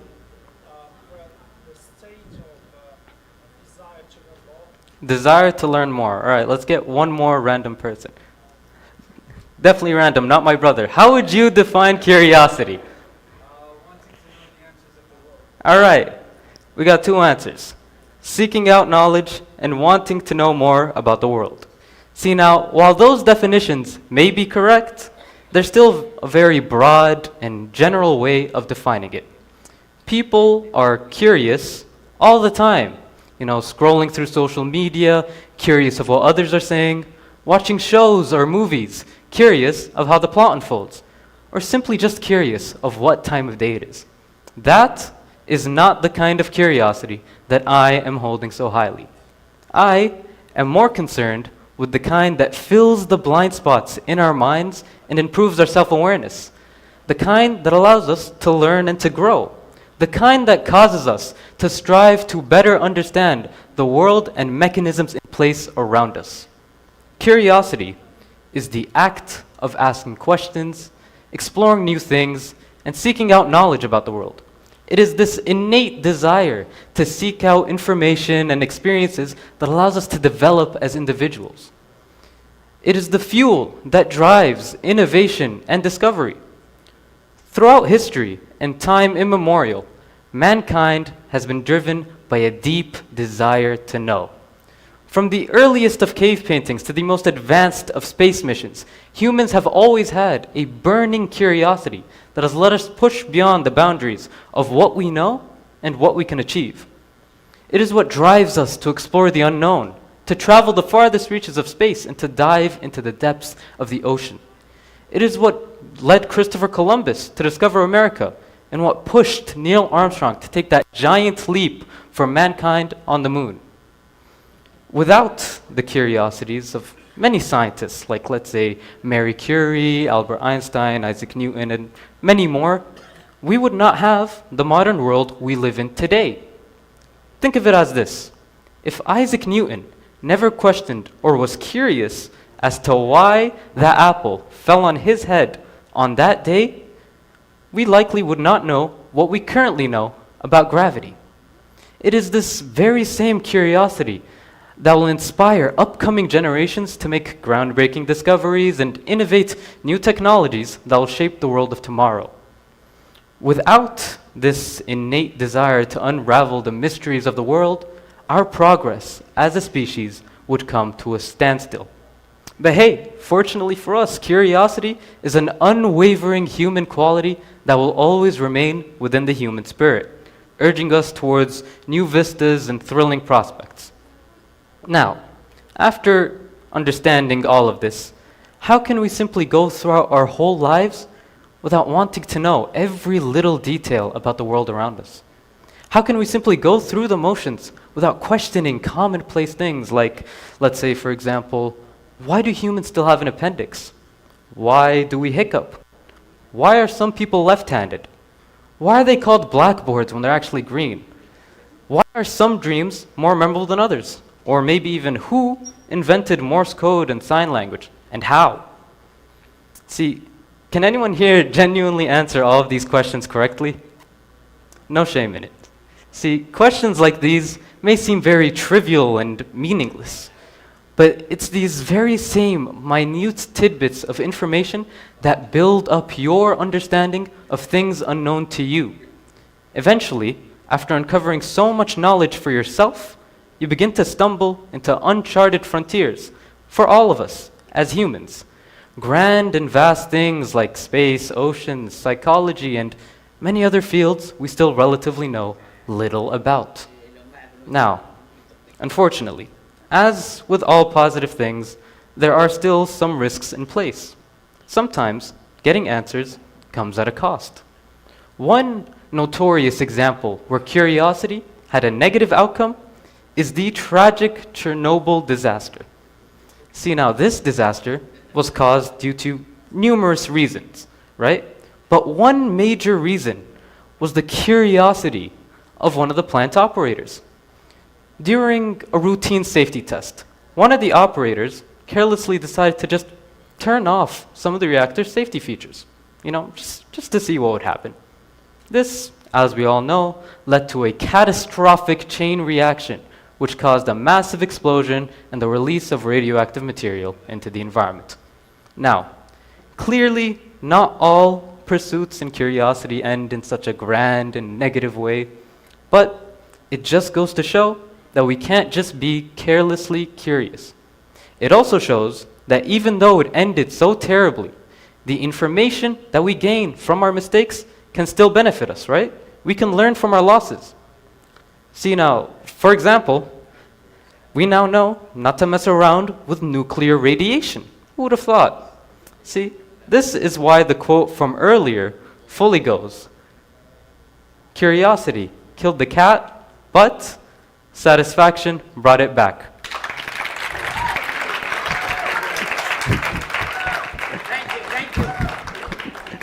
Thank you. Satisfaction brought it back. Moving on. Curiosity is not just limited to the realms of science and exploration. It is present in every aspect of our lives. It allows us to learn new skills, try new things, and seek out new opportunities. It is what makes life worth living. When we approach the world with a curious mindset, we are constantly on the lookout for new, exciting bits and pieces of information and experiences that will help us to develop both our minds and our abilities, which also then helps us to become the very best versions of ourselves. Now, another one of curiosity's greatest aspects is that it promotes empathy and understanding. When we are more curious about other people and their lives, we are more likely to put ourselves in their shoes and see the world through their perspectives. This, in turn, allows us to build stronger relationships, understand different cultures and ways of life, and all in all, just create a more empathetic and understanding society. And I don't think I need to explain just how vital that could be for quite literally anybody. But now for what I think is the greatest aspect of curiosity is its ability to spark wonder and inspire us to see the world in new and profound ways. It is as Albert Einstein once said, "I have no special talents. I am only passionately curious." I find that staying curious is a fundamental part of being human. It is what allows us to learn and to explore and to push beyond the boundaries of what we know. Embracing our curiosity can be both exciting and rewarding. So, I urge you all to embrace your curiosity and allow it to guide you. Let us never stop asking questions, seeking answers, and exploring the unknown. Let us continue to push beyond the boundaries of what we can achieve and strive for a better understanding of the world around us. For it is in our curiosity that we find the true essence of what it means to be human. Now, before I end off here, let's cut back to the start of this talk. Who here actually kept count of the amount of times I used the words curious or curiosity? Just yell it out.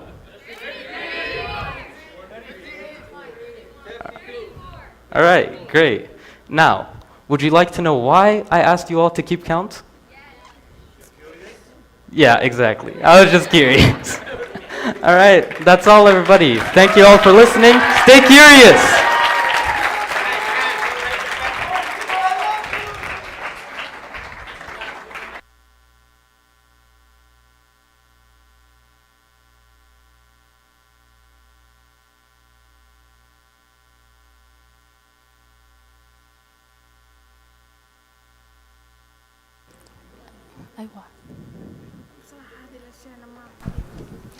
Ladies and gentlemen, prepare to be inspired as we delve into the story of a girl who took her childhood failures and made it a powerful belief.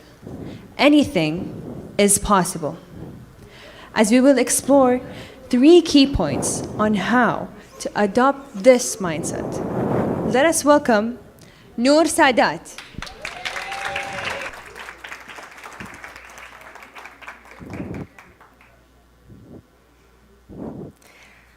Have you ever wondered if everything is possible? Living in a whole nother earth, meeting aliens, flying, or simply achieving a dream? Hello everyone, my name is Noor Sadat. I'm 16 years old, and today I'll answer with you the question, is everything possible? I'll start with something that most of us enjoy, especially before sleeping. Any guesses? Yes, it's a story. But don't worry, you're not going to sleep from the stories, trust me. So let's start. Once upon a time, there was a little girl who always used to watch videos of people competing in global competitions and making their countries proud. She always wanted to achieve something big like that. However, her friends, family, and herself thought that it was impossible, as she definitely wasn't the smartest kid. When she came back home from school, her mom always used to review with her the lessons she took that day. And well, it was always a World War III. I mean, she jumped everywhere. I would have never reached this big achievement. So you need to believe in yourself and your abilities. You need to trust that you have the skills, the strength, and the resilience to overcome any obstacle that stands in your way. The next step is take action. After discovering that I had advanced skills in solving questions in science, and even though I wasn't chosen to continue after reaching to the top 15, I decided to register myself in Chemistry Olympics. And I did. I took the test, and guess what? Again, I got a high grade that made me qualify to the next stage. So I kept getting qualified to higher and higher stages, traveled to Riyadh at Princess Noura's University, tried my best and lived this whole experience of traveling alone and being independent, and boom, I saw myself in the top 10 students in all of Saudi Arabia in Chemistry Olympics. If I didn't take action and take the test after believing myself, I would have never reached to this big achievement and reached being one of the top 10 and just living this whole experience. So you need to take consistent steps towards your goals.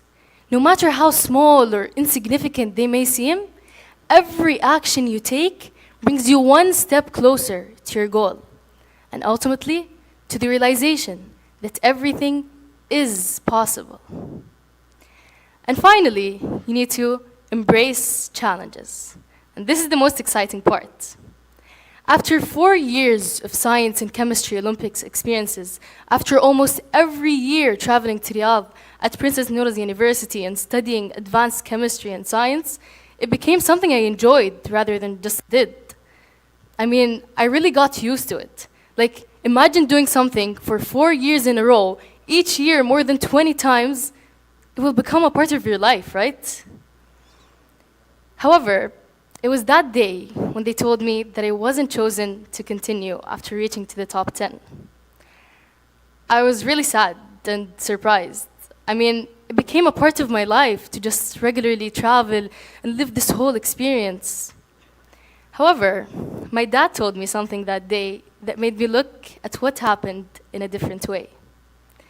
He said, "It's not about winning or losing. It's about the journey. It's about the experience. It's about what you gain from this journey and how you use it in future challenges that you are gonna face in your life." A few months later, I've been chosen to participate in this Formula One in schools competition. I had no idea what was it. Like, literally no idea. I didn't even know what formula means. I thought it had to do with something in chemistry or something, so I was like, I'll do it. I think most of you by now know that I love chemistry, so I did it. The first day came, and we all went into the building. They started dividing us into 8 groups, each group out of 6 students from different schools. None of us know each other. Very awkward, let me tell you that. Then, while all this was happening, they started telling us about the program and about the competition and the roles in the competition. So they're like, this competition is about building and designing a small version of the Formula One car and creating your own team, promoting your team, promoting sustainability, and just do it. Then they started talking to us about the roles. They were like project manager, designing engineer, manufacturing engineer, and I was just sitting there waiting for them to say something about chemistry. They were like resources manager, marketing manager, and I was like, come on, aren't you gonna say something in chemistry? I mean, I'm here for chemistry. So in just that moment, I was really sad and felt like, what am I doing here? But I remembered what my dad told me that day and decided to challenge myself. And I did, by being the project manager of our team that we named Shaheen.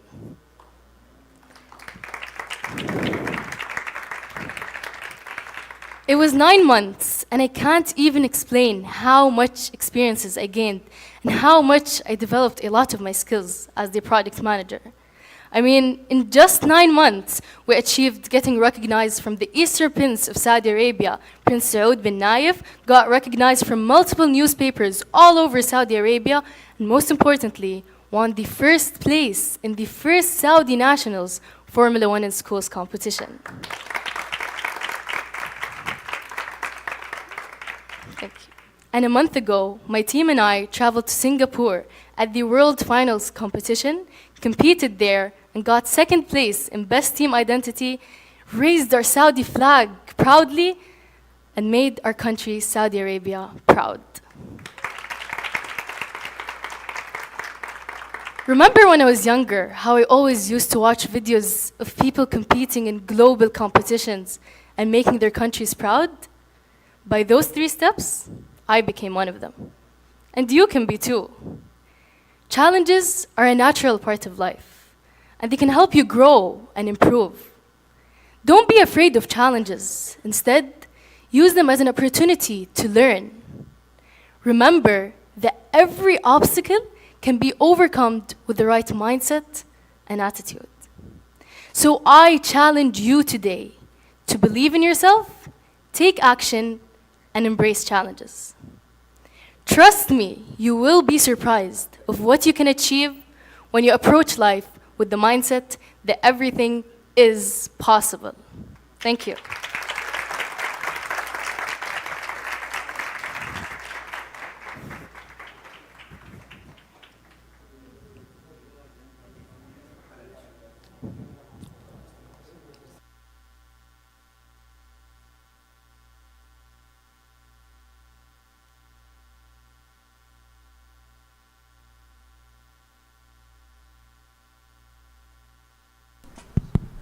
Show of hands. How many of you have used artificial intelligence in the past?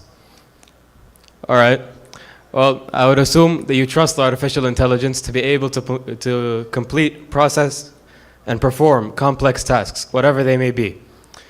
But what if you could use artificial intelligence in finding habitable planets or exploring the cosmos in general?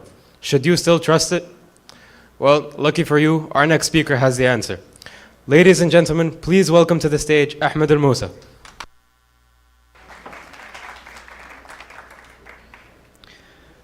I want you to picture this. You're sitting in the cockpit of a spaceship, getting ready to embark on a 7-month trip to the red planet we call Mars. But get this, next to you ain't your typical human buddy. You've got yourself a futuristic AI robot as your co-pilot, ready to rock and roll in the vastness of space. As you hit that ignition and blast off into the cosmic abyss, you can't help but think to yourself, can I really trust this hunk of metal with my fragile life? I mean, sure, it's got all the high-tech wizardry and algorithms, but will it suddenly turn into a space DJ and blast out some music while we're supposed to be navigating through asteroids?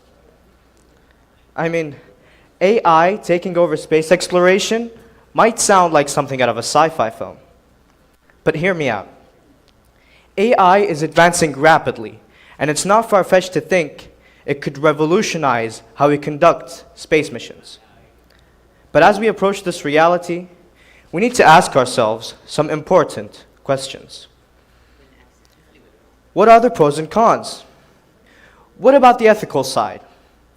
It's a whole new ballgame, and we need to figure out how to play it. AI has been involved in space exploration since the very beginning. But things are really changing now. Some space probes are utilizing AI to navigate themselves. And soon, we might see rovers on other planets doing the same thing without human control. It's an exciting prospect, but we must be cautious. Because if these AI systems fail, it could spell disaster for the entire mission. We need to ensure they are reliable, secure, and perform their intended tasks. But as we venture deeper into the realm of space exploration, we must find a way of harnessing AI's awesomeness while maintaining control. It's like having a mischievous but lovable pet. Sure, it can do cool tricks, but we don't want it chewing on important spaceship cables. Striking a delicate balance between harnessing AI's benefits and preventing it from going all Terminator on us is crucial. Since the early days of space probes, AI has been crunching data and beaming it back to Earth. But AI has come such a long way since then, getting smarter and more powerful by the day. It's like the superhero of space exploration, ready to revolutionize how we explore the cosmos. And hey, maybe even take over some of those mundane space missions. Like, picture this. AI-powered robots and rovers zooming around other planets like nobody's business. These machines won't need constant hand-holding from Earth. They'll be able to explore autonomously, covering vast distances at lightning speed. They'll even possess the intelligence to navigate tricky terrain and avoid hazards. Some rovers are even being developed to clone themselves on other planets. It's literally science fiction becoming a reality. But that's not even all. AI could be the key to discovering habitable exoplanets. By analyzing mind-boggling amounts of data from space-based observatories like Kepler and James Webb. These AI systems could identify subtle signs of potentially life-friendly environments. I mean, we're talking about terabytes of data from alien worlds analyzed in the blink of an eye. Now, let's not forget about our astronaut buddies up there. AI assistants could be their trusty sidekicks during missions. These clever AI agents would monitor the astronauts' health, alert them to potential dangers, and even assist with repairs and maintenance. Just imagine being out in deep space with your AI buddy, just like that cool robot TARS from Interstellar. Just make sure the AI doesn't nag you like an overprotective parent. Now, AI really has the potential to revolutionize space exploration. But we must approach it responsibly. We need to understand both the benefits AI brings and the risks it entails. So by establishing ethical guidelines and taking a thoughtful approach, AI could help us make groundbreaking discoveries and even expand our reach beyond Earth. Now, last but not least, let's talk about trust. Can we really trust AI with our lives in space? Before I answer that, let's figure out what we need to do to make sure we can trust AI in space. First and foremost, rigorous testing is paramount. We need to put these AI systems through their paces and uncover any problems or situations they can't handle before sending them into space. There is no room for surprises up there. Next, well, redundancy. Redundancy is crucial. We need to have backup systems in place that can take over if the main AI goes haywire. Plan B is always a good idea, especially when human lives are at stake. After that, you've got transparency. Transparency is super important too. We want these AI systems to explain themselves. None of that mysterious robot stuff. We need to know why they make the decisions they make. It's like having a chit-chat with your AI buddy and asking, hey, why'd you do that? And they better have a good answer. Lastly, of course, regular updates and monitoring. Just like your phone needs constant updates to keep running smoothly, these AI systems need to receive regular updates and have continuous monitoring to ensure their performance remains optimal. We can't just send them out into the void and forget about them. So, can we really trust AI with our lives in space? It's a complex question with no simple answer. Trust must be earned through rigorous testing, redundancy, transparency, and ongoing monitoring. With these measures in place, AI could become a valuable partner in our search of the unknown, helping us push the boundaries of our knowledge and understanding of the universe. Thank you.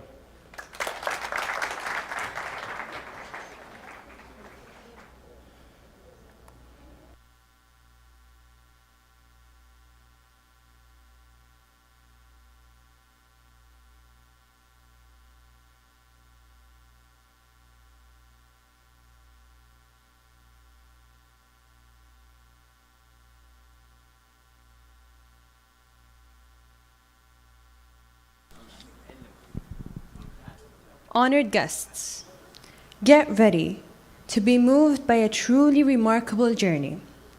Our next speaker will take you through her life-altering experience with cancer. It all began when her father faced this formidable adversary. Joining us our speaker, Hala Rafiq.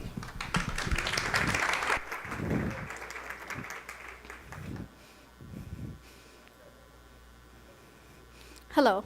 Before we start, I'd like to ask you a question. What do you think Echoes of Triumph means? Most people would think that it probably means a sports fan cheering for their favorite sports team. But I have a different meaning in mind. The first time I heard about the sound of triumph was when I was 4 years old. Back then, we discovered that my dad has cancer. The first thing my mother told me was that my dad was sick and he needed special doctors to help treat him. So we needed to go to America. And in America, it was very interesting. I don't remember much of it, but I remember playing with the kids at the hospital daycare and having lots of fun, honestly. Until one day, I saw all of the nurses who take care of my father gather around in a hallway. And there, I saw my father ring a bell. That is the first thing I remember, looking back at those times. Not my father being sick or tired. I remember seeing him ring a bell. We went back to Saudi, and things were normal for a few years, until I was 9 years old. My father got cancer again. This time, my mother gave me a more detailed explanation. She told me, imagine this. You're at the airport getting ready to travel. You checked in your bags and you're ready to go through security. You go through the first security, then the second, and the third. And you're wondering, why do I have to go through so much security if they're all checking the same exact thing? It doesn't make any sense. But no matter, you go through the security. And once you are finally done with all the security, you are getting ready to go to your gate, when the person who was in front of you the whole time, out of nowhere, starts multiplying. I know, that's really weird, but bear with me. That's exactly how cancer works. Cancer starts off as a normal cell, and then it mutates and starts multiplying way too fast for your body to handle. And it cannot kill it in time before it becomes a problem. Now, because I was 9 years old, I was in 3rd grade, I was studying. So my parents left, and we got to stay at my grandparents' house. Staying at my grandparents' house was quite fun, because I got to play with my cousins, and it was a really interesting time. That summer vacation, we went to visit my parents in America.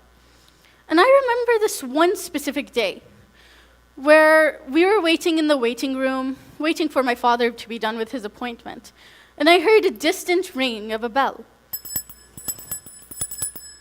I went to investigate what was going on, and there I saw a bunch of people sitting in a hallway with 2 people hugging and being very emotional. One was saying thank God, while the other was just as emotional. My mother came and saw me seeing them celebrate and told us to celebrate with them. We all started clapping. I was confused. Why was everyone clapping? Why was everyone so happy? Was it just from ringing the bell? It didn't make any sense. Until 2 weeks later, my dad went up to the very same bell and rang it. love to tell you that this is where our story ends. But sadly, my father got cancer for the third time. This time, it was at the end of last year he got diagnosed. They tried to do treatment here, but unfortunately, they weren't able to. So my father had to go to America once again. This time, because I was older, I understood a lot more of it, and I felt overwhelmed and overcome with emotions. But thankfully, I had my siblings who were able to help me. We would often talk about it and make jokes. One thing my sister used to always say, my father got cancer 3 times. Each time was on his right side. Once on the right side of his leg, once on the right side of his brain, and the third time was on the right side of his lungs. Which is already weird. How come it's all on the right side? But what makes it even weirder is my dad's name is Ayman, which means right in Arabic. I mean, isn't that ironic? I would also like to thank my teachers who helped me through these tough times without making me feel like they were pitying me. Especially my Arabic teacher, because she let me redo the exam after my parents traveled and when I was more stable of mind. And I'd like to tell you that Alhamdulillah, of May of this year, my father went up and rang the very same bell for the 3rd time. Amazing because it signaled hope to others 3 times well. It's told to clearly say, my treatment's done, this course is run, and I am on my way. I even remember those times, sometimes, whenever someone would ring the bell, people that were getting their treatment in their rooms would come out and celebrate with them. It is such a beautiful thing. Now, my story with my dad might not be over. And he might get cancer again, God forbid. But I'll keep making it learning experiences, learning new things and experiencing my emotions with my family. And I'll ring my bell after every celebration. And I'd like to tell you guys to do the same. Whenever you go through a challenge, whether it's big or small, celebrate it, because you made it through and you were able to continue. After all, what's important is that you ring your bell and let others hear your echoes of triumph.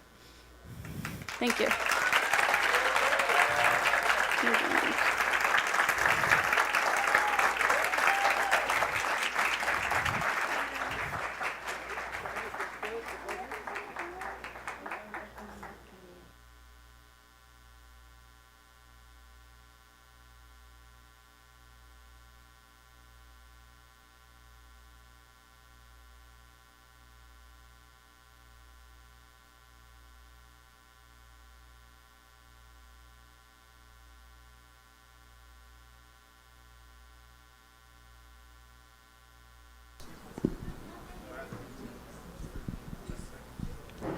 Ladies and gentlemen, prepare yourself to go through a magical musical experience.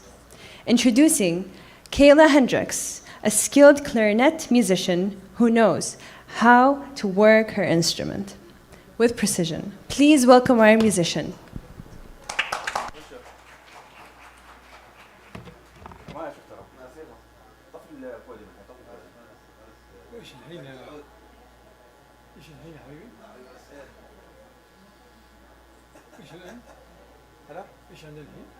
دقيقة بس الحين بيكون عزف. ايه.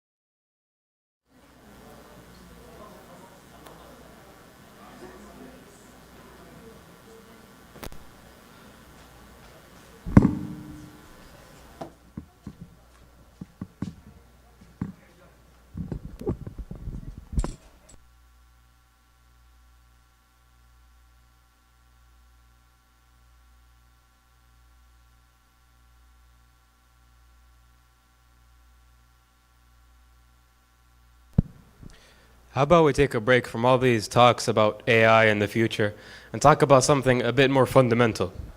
Something that I am willing to bet all of you have come across and perhaps even used in your lives.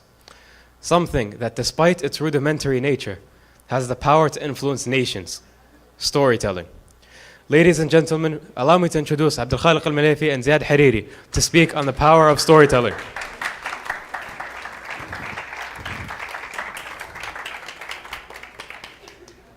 Greetings, ladies and gentlemen, esteemed guests and fellow storytellers.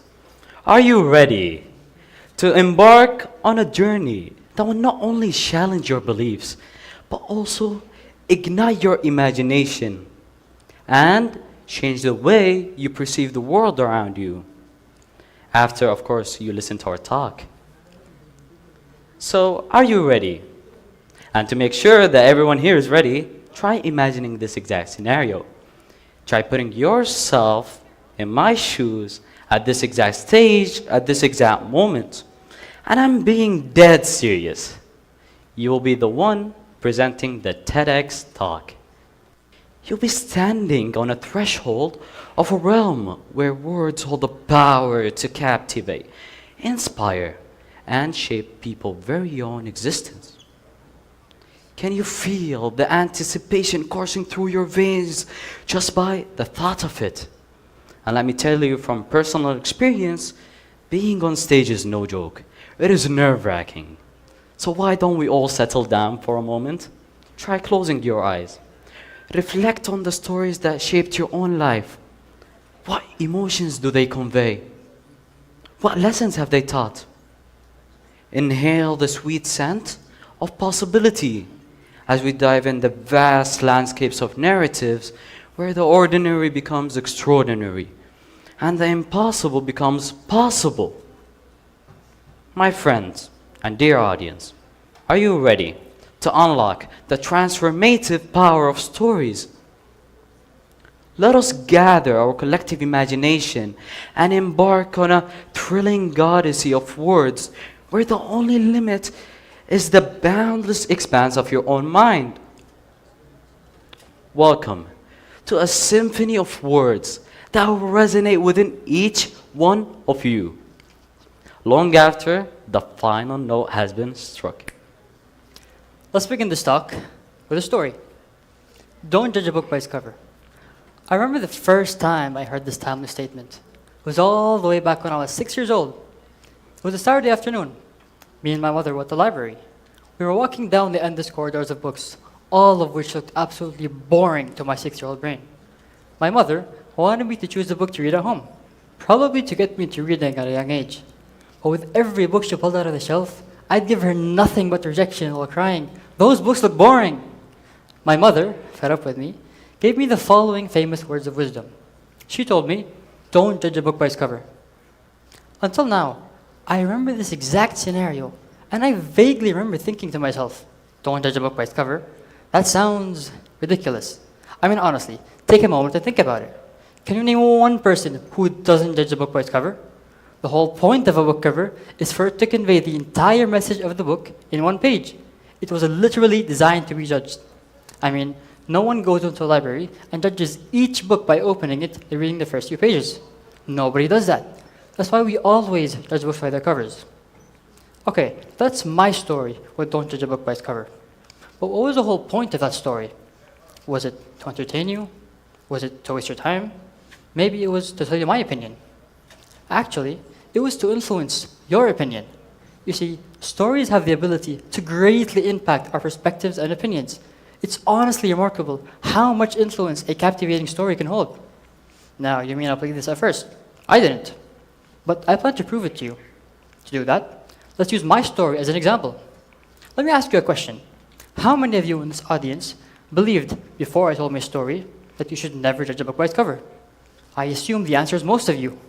But after I told my story, who now believes that this small quote isn't as strong as it used to be? If my story was good enough, then all of you sitting in this audience will have now opened your eyes to a new perspective. I provided no reasoning and no factual evidence at all. The only thing I needed to change your perspective was a story. This principle dates all the way back to the ancient Greeks. Let me explain. All around us in this modern world, people use stories to influence us, to change us, and to control us. Whether it be through sneaky advertising techniques or through political propaganda, stories are the secret key to changing the human mind. So now let us teach you how world leaders, politicians, marketers, and even your own boss can influence your opinions just by telling you a simple story. Speaking about Old Greek, thank you, by the way, Ziad. Does anyone in this audience recognize this old dude on screen? For those who don't, long ago in ancient Greece, there lived a famous philosopher with the name Aristotle.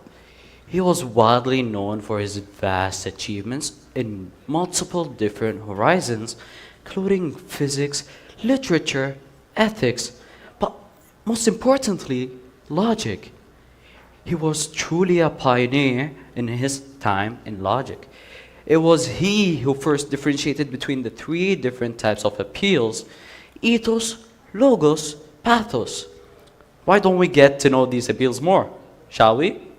For ethos, it's an appeal claiming for writers to try and influence readers by presenting themselves as open-minded, knowledgeable, but most importantly, credible.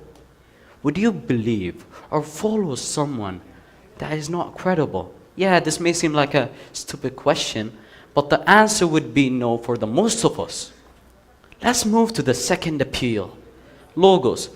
Logos is an appeal for writers, claiming for writers to try and influence readers by presenting factual evidence, information, but most importantly, logic.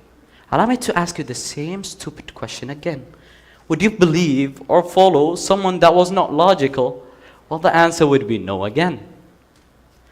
Moving on to the final and most crucial appeal, pathos.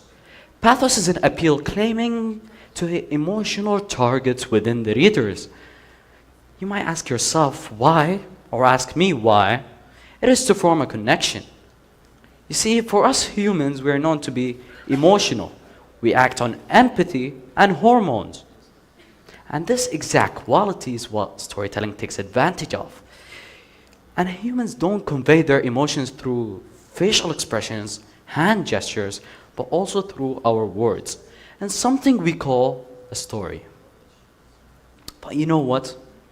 I will not ask you to accept this statement blindly, that stories are all around us. They drive and influence and shape the world we live in today without proving it to you. So rather than rambling about old Greek theories, boring scientific perspectives, why don't we hit a little closer to home, to our modern day, to our best friend, the internet.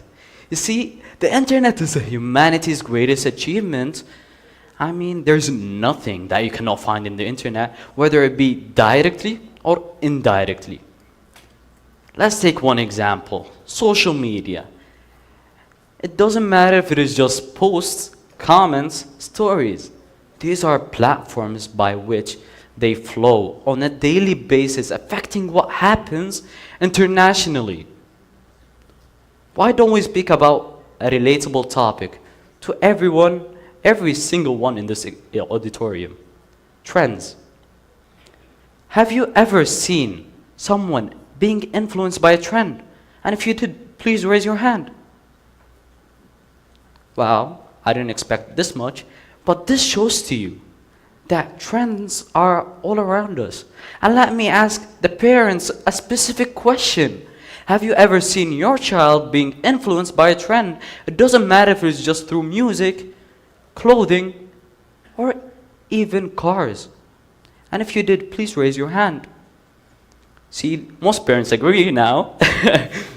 Well, this proves to you that it doesn't matter if it is just through stories, comments, posts, trends. They flow and reach every single person in this world, starting from kids to youngsters and to adults. This implements our main idea and strengthens it by far, that stories are all around us. They drive, influence, and change the way we live in today. And if you want to change the world that we live in, You would need a story to do it. Thank you. Well, dear audience, you've been very good listeners to our talk about stories and how they can influence people. But before we conclude this talk and depart from the stage, I plan to prove to you one last time how stories can influence people. I'll be giving you two examples. The first one being one that most of you in this audience will relate to. The second one being one that exemplifies how a story influenced an entire nation. Now, for the first example, let's take a trip down memory lane.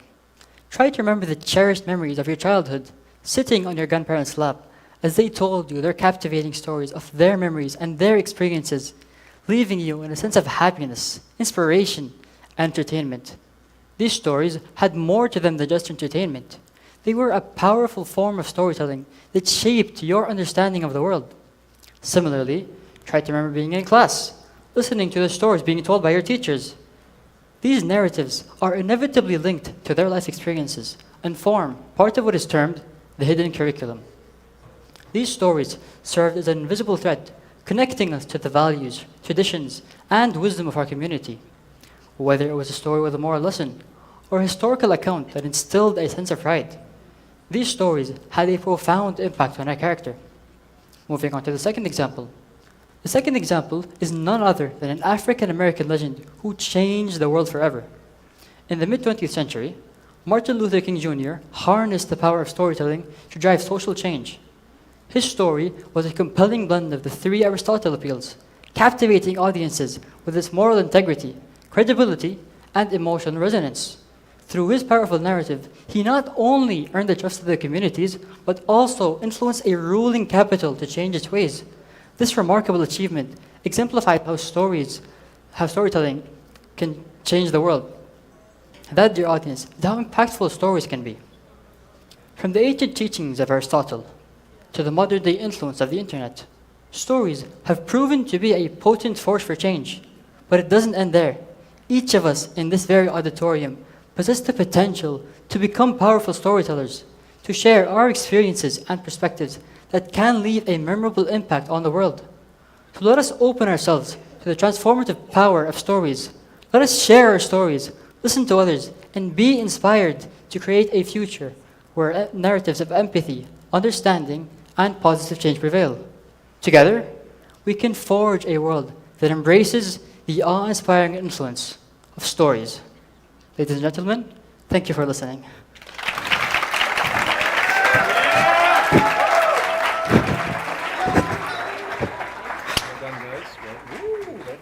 Yeah, I know, right?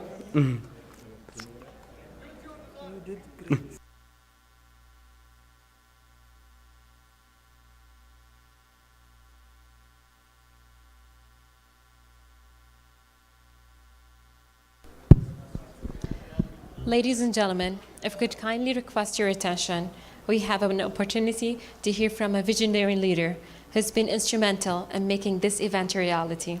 Our esteemed leader who's been driving a force behind the scene. Please join me in extending a warm welcome to Mr. Faisal Samson as he graces the stage to share his thoughts and perspective with us. Mr. Faisal, the stage is yours. Thank you. Thank you, Ms. Safran. Before we conclude this evening's event, I'd like to just first and foremost call all of the participants up on the stage, if you don't mind. Can all the participants, including the announcers, come onto the stage? Hello, hello.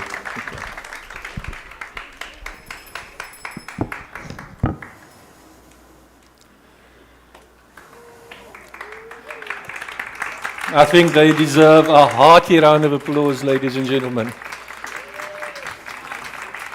That's not loud enough. I need some more. There we go. That's better.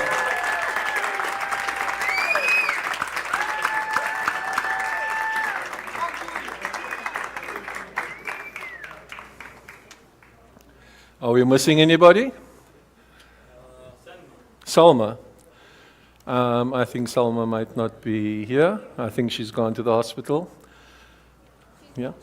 She's watching the live feed. Great. So Well, good evening, ladies and gentlemen. Good evening, everyone. And unfortunately, we've come to the closing of our TEDx Manarat Alkhobar International Youth Event. I'm Faisal Samson, and I feel honored and privileged to have played a part in the organization of this event. I'd like to start off by firstly thanking all of you for coming today.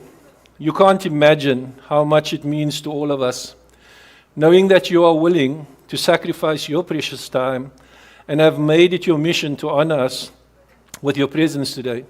And for that, we are immensely grateful. Thank you. Thank you for being here and for listening and interacting with our speakers and performers. The goal of TEDx Youth is to give young people a platform to share their ideas and to inspire others. We believe that young people have the power to change the world, and we want to help them do just that.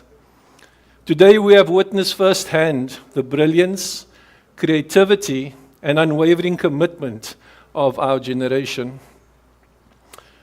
The theme of this TEDx Manarat Alkhobar International Youth Event, Uncharted Frontiers, Navigating the Intersection of Self, Technology, Society, and Change, serves as a clarion call for us to recognize the interconnectedness of our existence.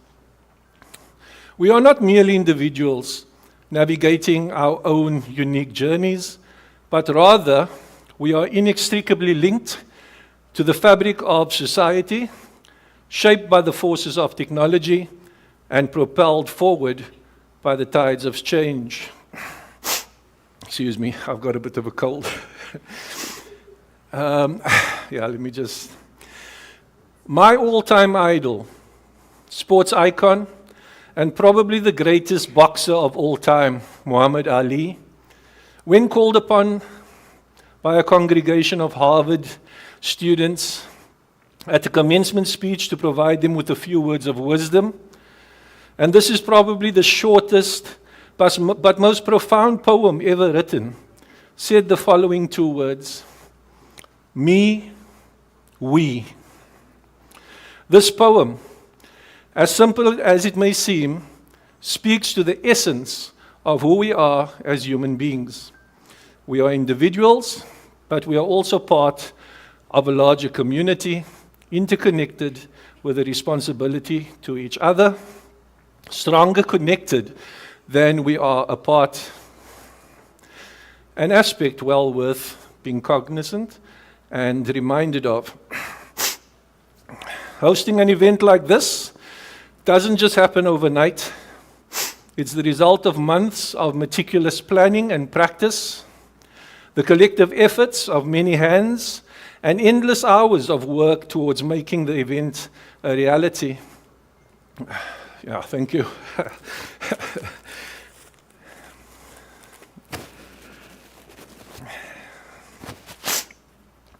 So it would be remiss of me if I didn't take this opportunity to thank firstly the organizing committee, those individuals who thanklessly gave of their time to ensure the event became a reality. And here I speak about Mr. Ahmed Inab, Mashad Al-Dash, Mr. Mahmoud Al-Diri, Ms. Saifa Rodan, Ms. Mariam, Mr. Ahmed Usman, Mr. Husni, and the list go on. You know who you are. Thank you very much from the bottom of our heart.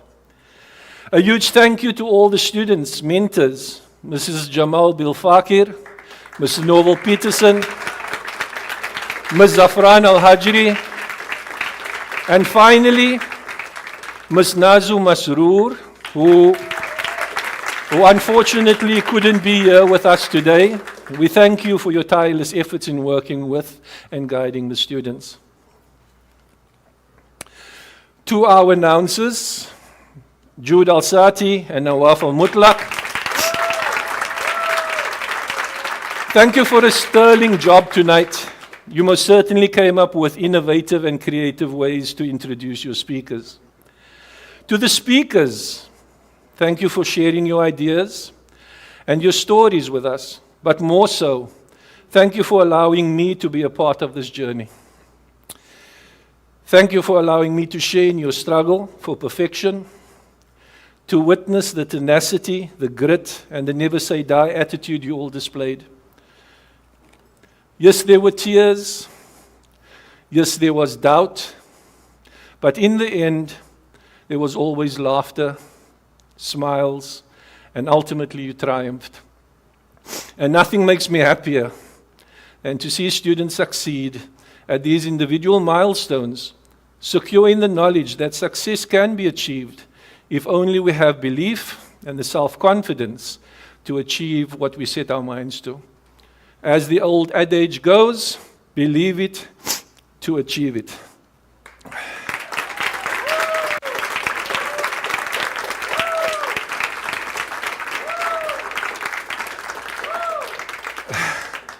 Today we have heard from a variety of speakers on a variety of topics.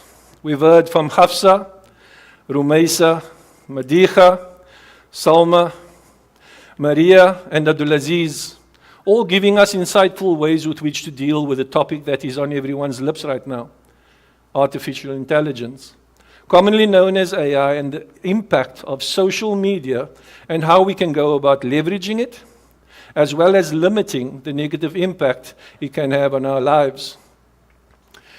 I'm sure, upon reflection, there are many of us in the audience who can relate to just how much AI and social media have taken over our lives. And Madiha over there has cutely reminded us adults of how we critically tell our kids of our time, our reality, when we were younger, a world without social media and cell phones. But whether fortunately or unfortunately for us, the world has and will always change. And we have to adapt. And thus, these kinds of dialogues on platforms like these are all the more relevant and useful.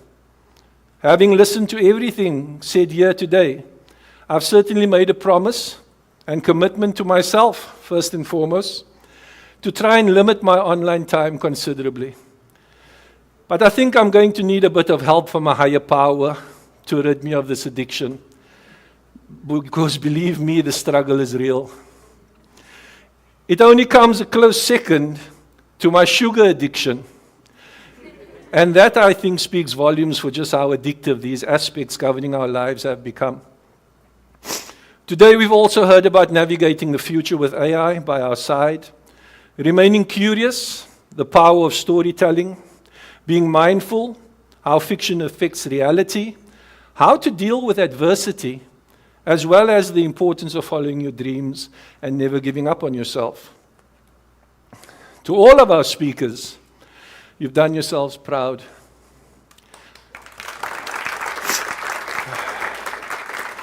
Well done, and this I say thank you from the bottom of my heart. And last but not least, thank you to our talented musicians, Mr. Yasser Al-Anezi, Ms. Kayla Hendricks, and our very own Jasser Donia for the beautiful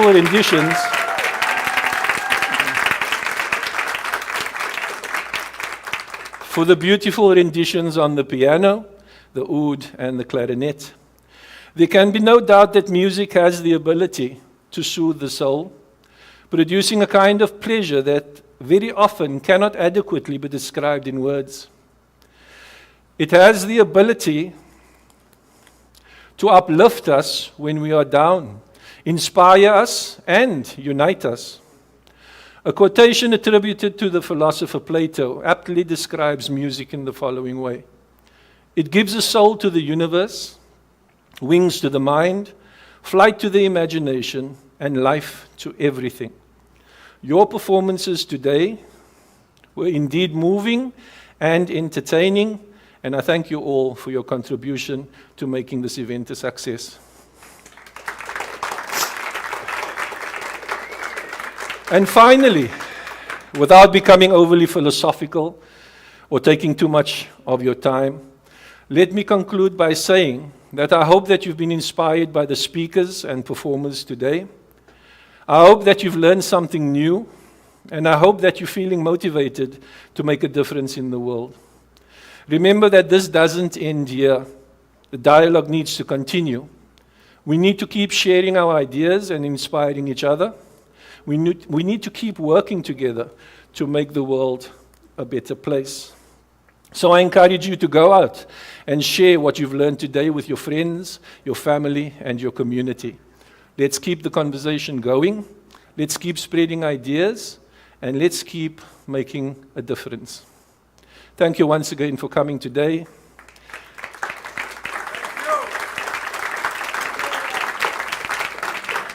Peace, love, and blessings always. Wa alaikum salam wa rahmatullahi wa barakatuh.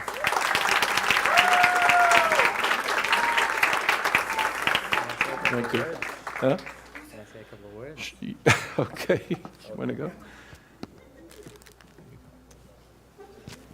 So, before we end, I know Mr. Faisal hasn't talked about himself while giving us credits, but I want to tell you all that this couldn't have happened, nor would we have started this if Mr. Faisal wasn't here. When we first gave him the idea, he was one of the first people to help us, and he literally guided us through the application process. So I just wanted to put the credits out there because he is humble. He doesn't want to take the credit, but he is the main purpose, the main reason that we have this here today.